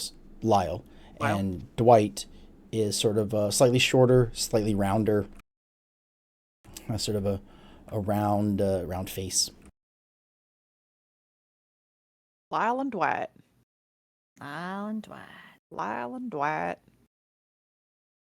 Okay. I guess while we're in here, Tara has noticed something weird about the place. Boys, where are you in the shop? Vic probably isn't hovering too far. He's probably hovering not that far away. Bumming around the counter. Looking at stuff on the side, but always like within like two good steps from Tara. Okay, Tara is just gonna sidle up real close and be like, something weird about this place. Yeah, it definitely doesn't seem on the up and up. Can we look around? Is there a source for the incense that we can see? So you see some of like the burning stick incense. But as you are specifically looking for it, you do notice that there appears to be like some kind of a antique jar that has the lid sort of like half off, sort of, so like tilted off a little bit. And almost like just barely visible like air is coming out of that jar. Okay. Tara wants to make her way closer to it, try to be a little sneaky about it so she's not obviously going towards it. What's in front of the jar area? Is there any more display cases?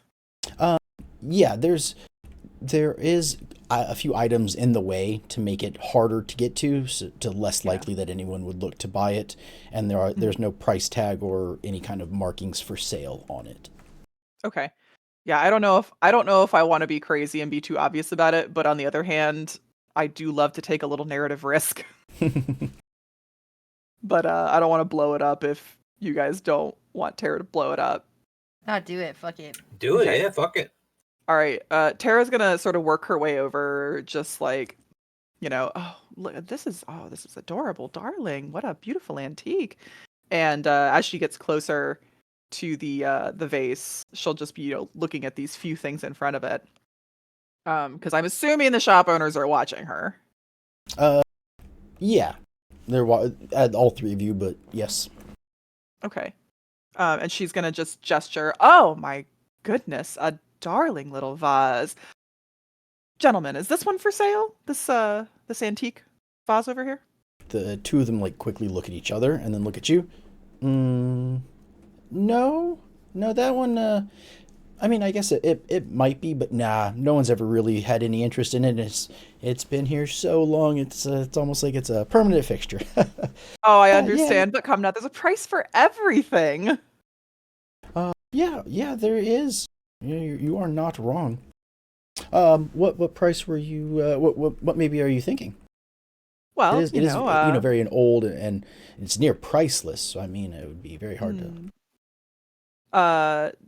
Tara has the earrings in her hand still. Well, these earrings, I need a little bit to make ends meet this month, but I think I could spare a little to purchase this. So, yeah, I'm trying to make up for. I'm not trying not to like renege on my like sob story about needing to make ends meet. That's why I'm over explaining this. She's like, oh, but I think I could, I spend too much and in trouble, but I see something nice and maybe I'll spend some more. Basically, yeah, she's like, I have a problem already. Basically, she's thinking like, can I trade the earrings for this vase? Like, would these be worth it to you? No, they are nice earrings. We would give you a good price for them, but no, I don't. We couldn't part with that thing for so little. What would it take to part with this vase? Or maybe you could tell me why it's so precious. The other brother sort of walks over and is like, it just, we've had it, one of the first few items we bought, and it was from an estate sale. Someone was coming in, and so we bought it. We thought it'd be a quick turnaround. It turns out it wasn't. But, we really like it, and we think that it can have significant value to people, to the right buyer, and we're willing to hold on to it until that gets closer. And there are some other like unique things in here. Like it's not like a normal pawn shop where it's all like power tools and jewelry or whatever. Yeah. Like there are some unique things. Like there's a samurai mask in here, or like there's like mounted heads on the walls. So like there are other things like statues that are like better than they should be for a pawn shop. Like we understand that they are somehow coercing people into selling things, and that's why I'm so curious about this jar with the lid sort of off, because it seems like maybe the source of that coercion is coming from this jar. That is what I'm gathering. Yes. So I feel like we're not going to be able to get any questions answered while we're under the power of this thing.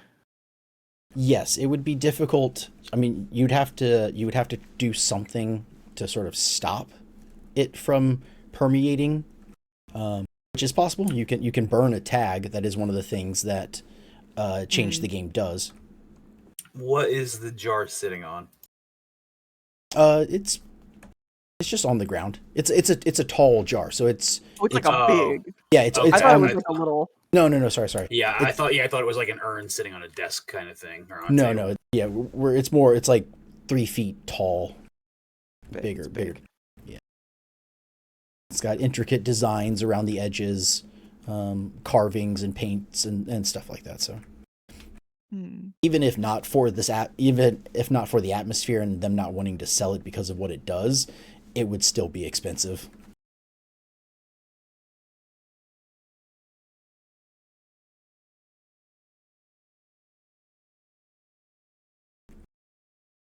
Can we reach it? Can we touch it? Yeah, you can touch it. Okay, Tara's just gonna put the lid all the way on. Okay. You do that, it covers it up. The air seems to be like, how do I want to say? The air that is escaping from it, like I said, is like barely visible. It is not smoke that is coming out of this thing like incense.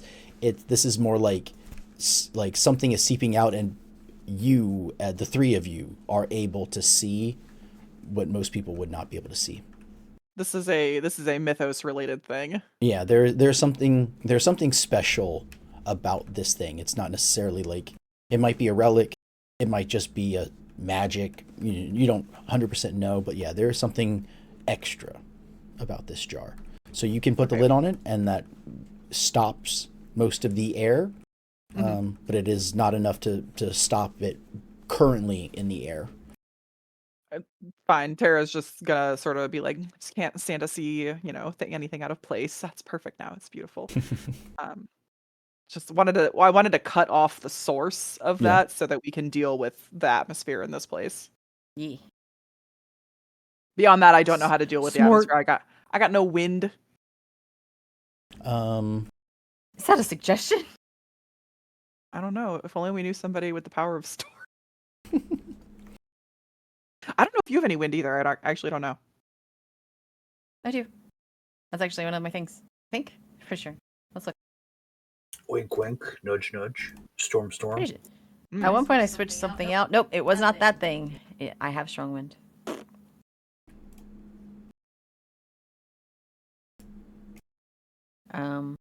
But it's a strong wind. It's like a blow people back wind, so. Oh, okay. Maybe not a super subtle thing to do inside of a store full of delicate stuff. No! Although, is that one of the things that falls under weaker inside, Philip? Haha. So yes, but Not that much weaker. Rules as written, you would make a roll to change the game using the strong wind, and using weaker indoors so you'd get a +1 for strong wind, and then you'd get a -1 for weaker indoors. So you would sort of like end up canceling them out, if that makes sense. But yes, I will give it to you, because even if they cancel out, if you succeed, you still get 1. Like, you can never get less than 1 on a change on change of the game. No, if you get a 1, you get a 1, or if you have nothing, you get a 1. So like there's always something. So yeah, I'll let you do that. You'll let me try this without blowing everything to bits, is what you're saying? Yeah. If you basically, you're going to be limited because you're inside and there's not a lot of wind. So either you will succeed and you will create some wind, or it'll fail and there won't be anything. You won't have grasp anything. Okay. In for a penny, in for a pound. Yeah. So strong wind, weaker indoors. Somebody next to the door to like hold it open. I mean, if you're going, would you convey this is something you want to try? You know what? I will sit next to, or I'll look out the window, just like glance to be like, looks like a storm's rolling in, but you know, in my accent. And then like look pointedly at the guy next to the door. Yeah, let me see if I can. Let me go put the windows up in the car. Very good. Door is open. Dick will open the door. Yeah. All right. Oh, yeah, you want a coffee or anything while I'm out? While I run across the street real quick? Ooh, coffee for me, a latte, if you could. You say I'm rolling a change the game? Yes. Okay. Should I create a storm too, or is that like not enough time? No, it's not enough time. Okay. Wasn't sure if one required the other.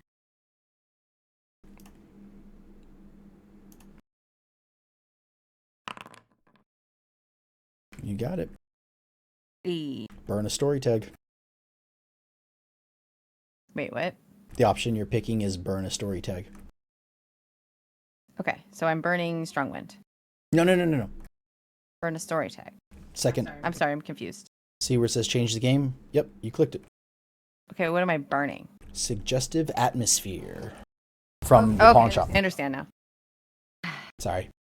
No, it's not your fault. I thought you meant one of Michelle's story tags. Yes, so they mentioned that a couple times in the book, that like people get it confused. So Okay. Story tags are And I did. story tags are the things that are around in the scene specifically.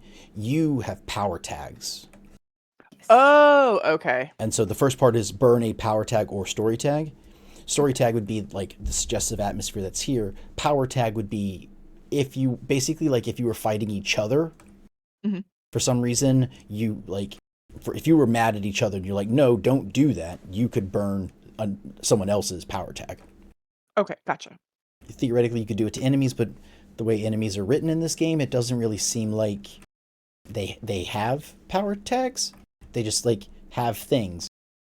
Like he can hit you for, stab wound 3, Cheaters. even though they're not like they don't have a knife and this and that allows them to roll for 3.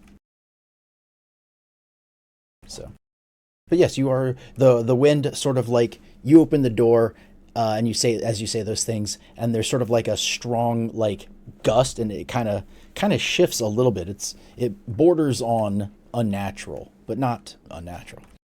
And yeah, kind of pulls the air out, brings the temperature down a few degrees as the colder air outside is pulled in.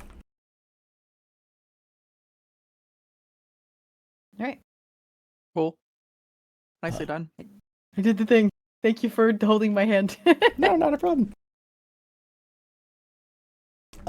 And you notice, you have the +1 strong wind and the -1 weaker indoors.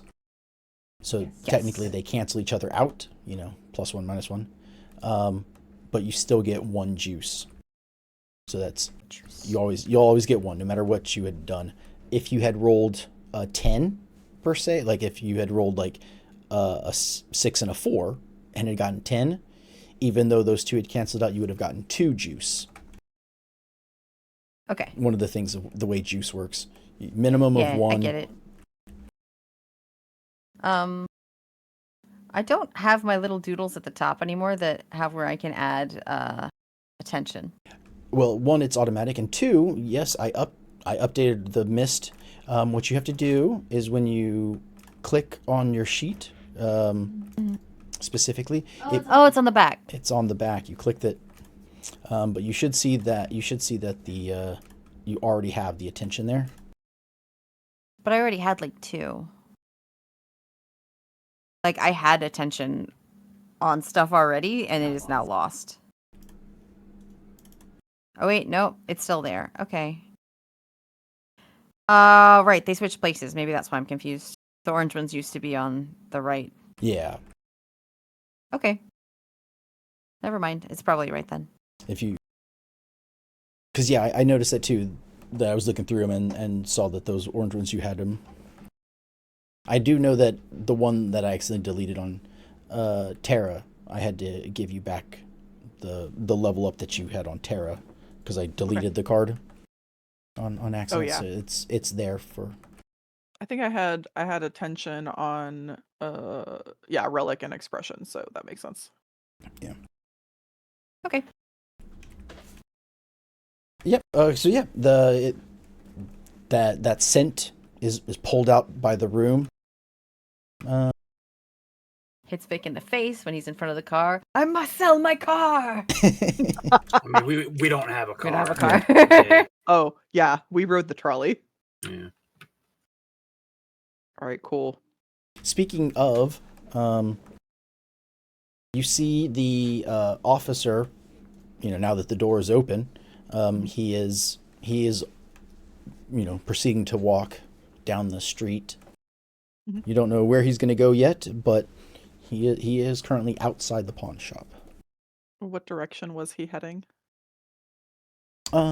He's heading in the direction of the liquor store. Oh, George is fine. Mm. George doesn't need our help with him. George Kim can take care of himself. All right. Okay, so now I think we can probably ask these guys some questions. I don't know what, but we could probably ask them some questions. Question. Seems like they have a mysterious relic in their store, or something like that. So you seem to have a pretty booming business here. You got a lot of neat stuff. Where's that stuff? I mean, obviously it comes from people, but like, do all people in Miller Square just have a bunch of random neat stuff?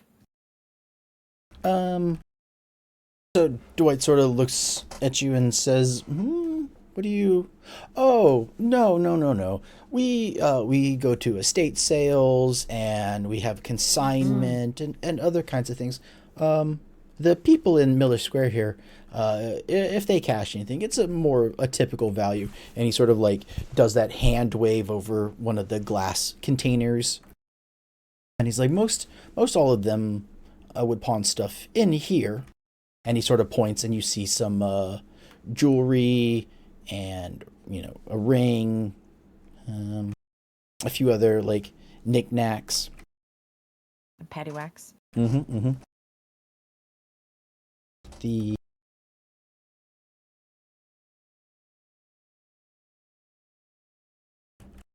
I don't really know how to describe it other than something in the container catches someone's eye. Who wants?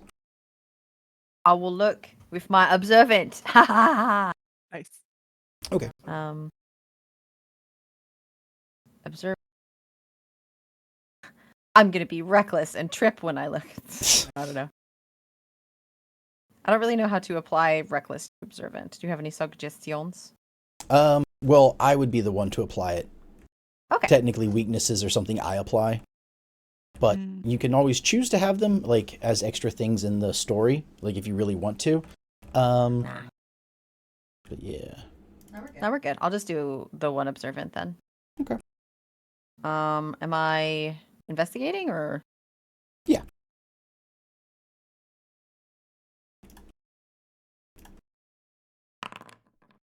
Oh, nice. What's the shiny thing I noticed? As you're looking through, you're not 100% sure how, but the a couple pieces of jewelry and a ring catch your attention, almost specially. Right? Okay. Like of all the other types of watches and wallets and whatever might be in here, for some reason there is a couple pieces of like a necklace and an earring set, and a ring that catch your attention. Those ones right there, they're from people in Miller Square. They're pretty fancy. Oh, yes. Well, not necessarily super fancy, but, sometimes people just need some extra money for whatever reason. Is there anyone in particular that you're looking at? Yeah, that little set of them right there with the ring, That's quite nice. Yes. Pulls out the ring. Yes, this is a very beautiful wedding ring. It is a man's wedding ring, so I think it could do well on you. Though I don't currently see a wedding ring on you, so I don't know that that would be something you would want to wear. I mean, by all means, I'm not trying to push off a sale. Just want you to be aware. My stupid brain is like, what? You ain't never married yourself? No. I didn't really say that. It's very sad. Who gave up there? Who ended up not married anymore? I guess. Oh, well, I really shouldn't, say, talk about our customers, but they were just short on money, and this was something that they felt that they would could give up for the time being until things got better. All right. Can I pick it up? What was that? Can I pick it up? Yeah. Okay. I pick it up and I look for like an inscription or anything. No, there isn't really anything like inscribed on it.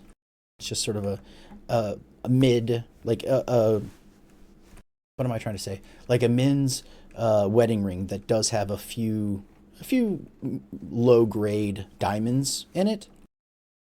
So nice, by today's standard would be $4,000 or $5,000. Okay.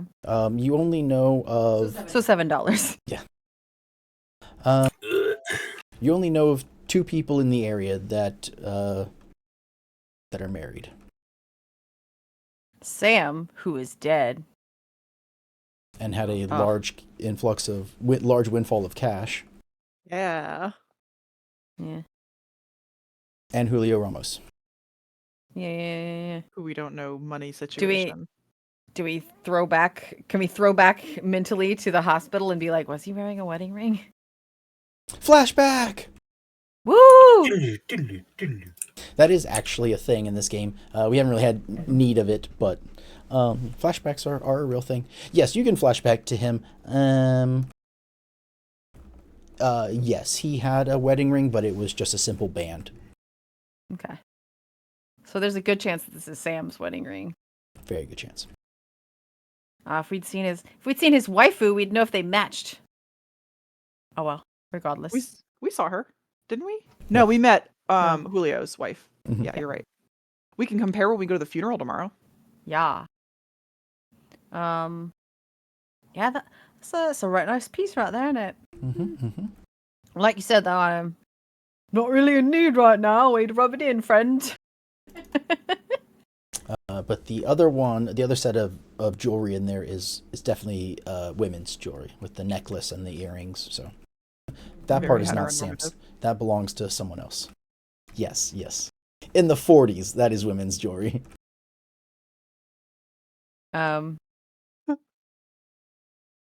Brain. Do they look similar or just of a finer quality? They're just very nice. All right. But for some Cool. reason, they stand out to you. All right.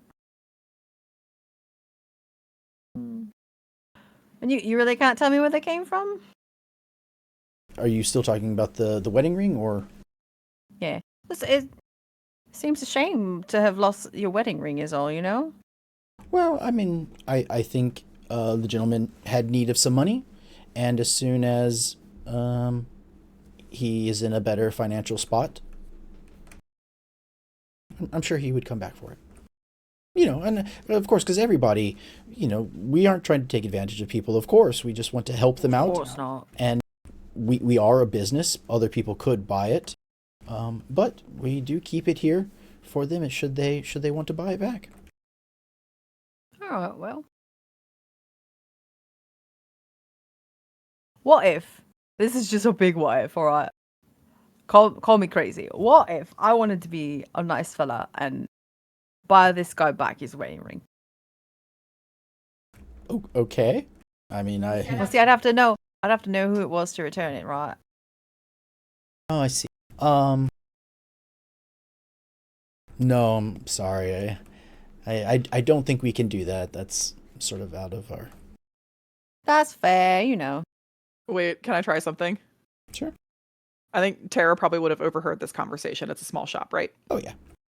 Okay. I think she'd sidle up and be like, "Oh, it's so romantic. Come on now. Don't you want to reunite the owner of this wedding ring? He was in dire straits," which I totally understand, with his wedding ring. And I would like for her to maybe try and use like her calming aura to, I guess, lull him into agreeing with us. I want to lull him into agreeing with us. Okay. Sure. I want to know whose ring it is. I was gonna go the other way and rough him up. Good cop, bad cop. Calm him down like a whole lot and then grab him by the front of his shirt and check him. Oh, wait, hold on. Sue, we can use this. Tara's like, listen, we just really want to know whose ring it is, and you could tell us that, or my brother could convince you to tell us. Oh man. Do we want to go this far? Yeah? Question marks? My question is, what? At this point, like, I guess exactly, it's like, really. do we want? Because what I do will end us calmly questioning this man. Yes, I agree. I don't know if it's worth it. Yeah. It would be hilarious, but it's not worth it. I don't think the information about this ring is gonna net us anything. Well, I mean, you have the information. I mean, we don't. It's not confirmed. That's just what we think. Philip's like, that's what it is. Oh, Come on. once again, I'm the kind of player who's like, well, the GM said this suggestive thing, and I will go ahead and make that facts now. So I'm saying, Well, then we already know who it belongs to. And we don't need to go as far as all this. you know that these two sets, the lady jewelry and the wedding ring, are Lady jewelry. ladies. The ladies' jewelry and the wedding ring are connected to this area specifically, and since it's a guy's wedding ring, and you know someone who recently got a large sum of money, Yeah. like your investigative senses give you this thing at 95%. We put the pieces together. Yeah, and My Julio doesn't. investigative senses are tingling. Unless it's the guy who lives above the one-stop shop, who we met for 20 seconds and I don't even remember his name. What was that guy's name? I don't know. Go back to episode 1. It's David. If anybody remembers, tell us in the comments. That's David. Oh, I've got notes. I was gonna say Bebop above. No. Bebop one hop above the one-stop shop. So yeah, Skip it, beep it up, bop, bop. so unless you think it might be David's, which No. All right, it's probably Sam's ring, so we don't have to do it. That's probably Sam's ring. Okay. What about the lady's jewelry? The The jewelry set. What did you say? What did you say it was, Philip? Earrings and a necklace? yes, matching earrings and necklace. What's up with that? Not quite as fancy as the wedding ring, but because it's multiple pieces, it's probably close to the same price. All right, what's up with that? This sold by a lovely lady. She was looking for cash. I think she was going to make a change. So we are definitely looking to sell this one. I don't think she'll be back. Someone who left town, you say? Mm-hmm. That we know somebody who left town. Yes. Oh. Well, Roger. believed Yeah. to be. Yeah. Who is that? The lady who runs Sandra's beauty The salon. salon, right? Mhm. Right. Okay. Well, that is unfortunate for her, but fortunate for you, I guess. Yes, I think this is going to sell quickly. So I mean, if you're interested, sort of looks at Tara, of course. I Tara's think like, I don't want that costume jewelry. oh no, it's nice. I think you could see yourself in this, and he is clearly thinking that the suggestive atmosphere is still around. So he's pushing, thinking that he has a better than previous chance at making this sale. Tara is gonna lean in and be like, "Ooh, oh, it's so." No, I'm good. You know, And now look that him you right, mention look him right in it, the eyes. now that you mention it, still no. Mm-hmm. Gonna be a no Well. from me, dog. Well, if there is nothing here you like, then Did he have any reaction to Tara refusing? yeah, he begins to, like, as the brothers are sort of like, well, if there's nothing here you like, I thank you for stopping by. Feel free to come back any time again. As sort of like All right. a brushing you off, like you can leave now. Okay. Anything weird about them? Do they have the honey lip sheen? No. Okay. I think these guys are scumbags. I don't see that they've done anything illegal.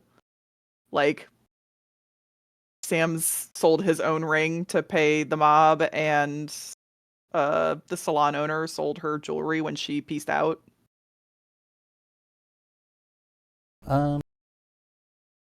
Roll me investigate. Someone, anyone. Just straight roll, no powers or anything. Okay.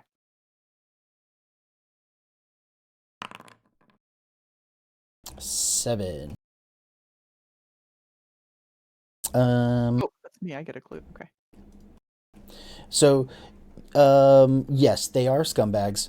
And they, from from having a pawn shop in the middle of a place that is being like actively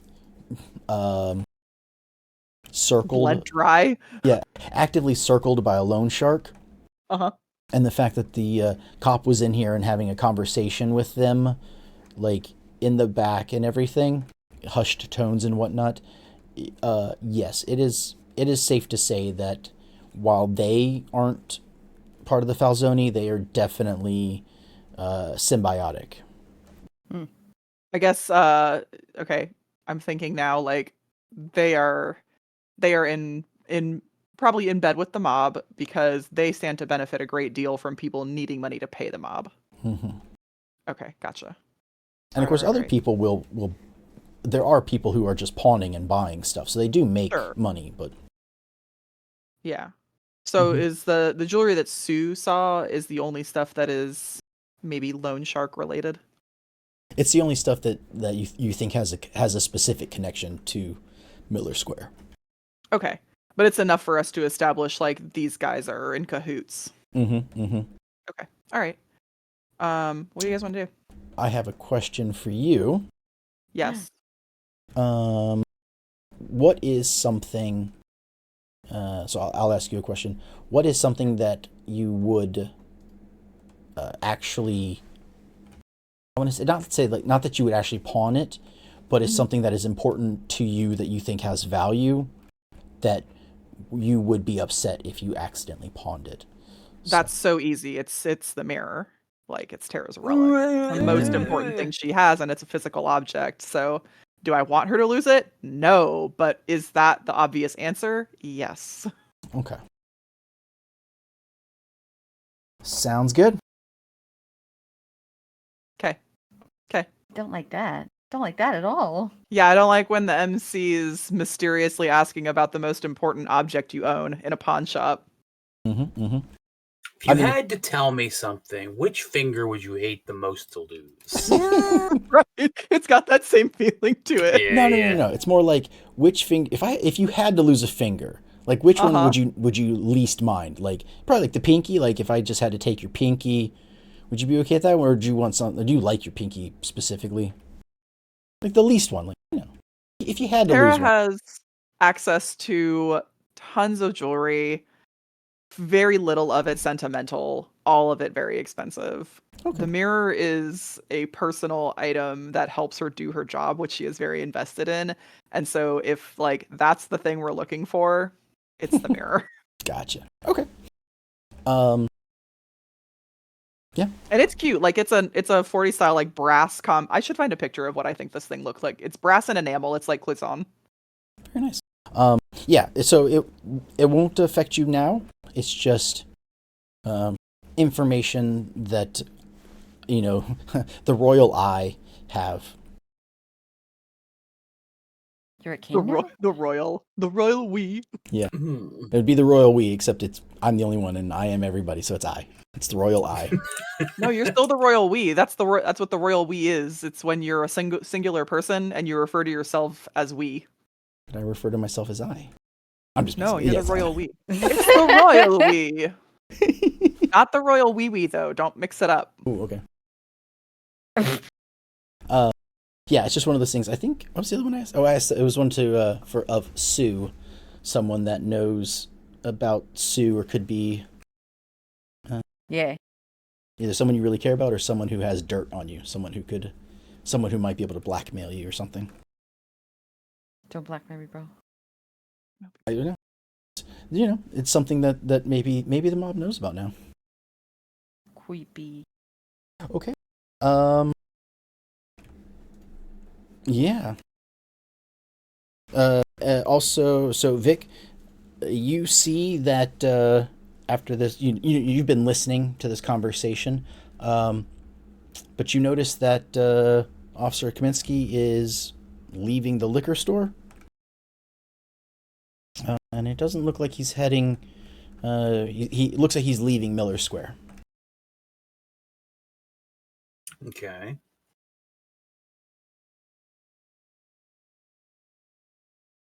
I'll relay that information, and see, we don't have like cell phones or smoke signals or. Smoke signals. You know what? I could technically shoot up a flare. You really could. needs to be, you could. Yeah. The best person to get lost at sea with. Mhm. Yeah. So Is it? Lost at sea. I'm just stuck in the ocean. Yeah, you can get me out. But if I'm lost at sea, All right. I don't know. I mean, if you were lost, she could just swim in one direction until you guys get found. Mhm. Yeah. I mean, I could follow Mike Wazowski while you guys Mike Wazowski. go ask. Oh my God, what's his name? George. Kaminsky. Oh, George Kim. Yeah. If you guys go ask George what what he wanted. Yeah, if he was headed towards the liquor store, I think that's reasonable. Well- It is just about 9 though. Yeah. So that's sort of he was in the liquor store. He is now leaving the liquor store, heading out of Miller Square. So, you have we can say this as for the next time. You can either split the party, one person follow, and the other someone else someone follows and someone goes inside the liquor store to find out what was being said. You can all follow, or you can all go into the liquor store. Split the party. You never split the party. Do you? We split the party last time. It was fine. Oh God, you're right. We did. This isn't D&D. I'm not going to get mimicked. Yeah. That's true. We can probably split the party just fine in this game. Suddenly, trash can tentacles come out of a trash can and teeth appear on the rim. Philip, you got me, you son of a bitch. You son of a bitch. Well, we can decide next time. I thought maybe if we decided now, we'd have a plan going forward for the next one. Yeah, we could do that. Okay. But no, we don't have to. I think we should, just because talking to George isn't going to take a long time. Just be like, hey, there was a cop in here just now. What'd you talk about? What you talk about? They're like, did he ask you anything? Or I lost. No, I lost it. No. Okay, it's back. Okay. Sorry. Okay, It was just you. I lost whatever Victor just said. You'll go in and talk to George, and Yeah, like you guys could go talk The to cop here. What the George cops say? George real quick, and see what they're like, hey, did a cop just came in here? Did he buy anything? Did he ask you any questions? And Vic can keep an eye on Kowalski. Sure. His Sounds name's good gonna to change me. every time. Don't. Yeah. You're welcome. cool. Okay, then we will do that going forward. Could you Sweet. make a note in your Yeah. document, please, sister? Me, that we're going to George's after this. Yeah, you and I will go to George's, and Vic will go to follow McKinney. Kaminsky. That one. Sue and Tara will go to the liquor store to talk with George. And Vic will follow. I'm gonna say tail because this is noir. Yeah. Yes, very true. Very true. All right, note made. I'm gonna bold it. Excellent. Thank Next you. time on City of Miss Z. Crime Ball Z. Crime Ball Z. Scumball Z. These guys in the pawn shop are scumballs. They are indeed. Ugh. Okay. All right.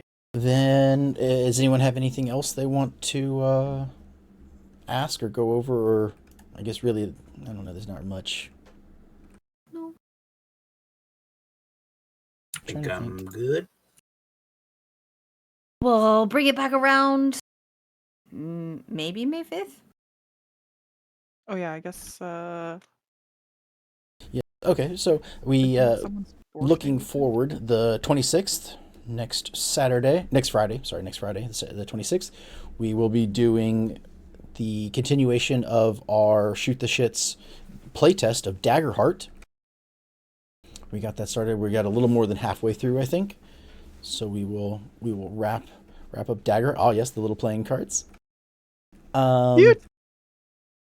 And then on actual Saturday, the 27th, we will have Diablo at our We're still in hell. yes, the swamps of hell at this point, level 3, I think. No, we are going to 4 right now, I think. We're leaving 3 soon. I think you're right. I think we are still in 3, but trying to leave quickly. No, I could be wrong. I don't remember. No, we talked to the dragon. It was so much fun. Anyway. Yeah, the one that can't move. Anyway. Nah. So yes, please, people, check out that one as well. I think if you like Diablo, or if you like Diablo or D&D, I think you would like that one. It is both with silly people. It is. It's very silly people. And 3 of us are in that one. Myself, Aaron, and Michelle. Yeah. So that's sort of our plan going forward. We have been and will continue to be +1 shot. Thanks everybody for watching. See you next time. Until next noir time, next noir channel. Oh, noir. Or Bye everybody.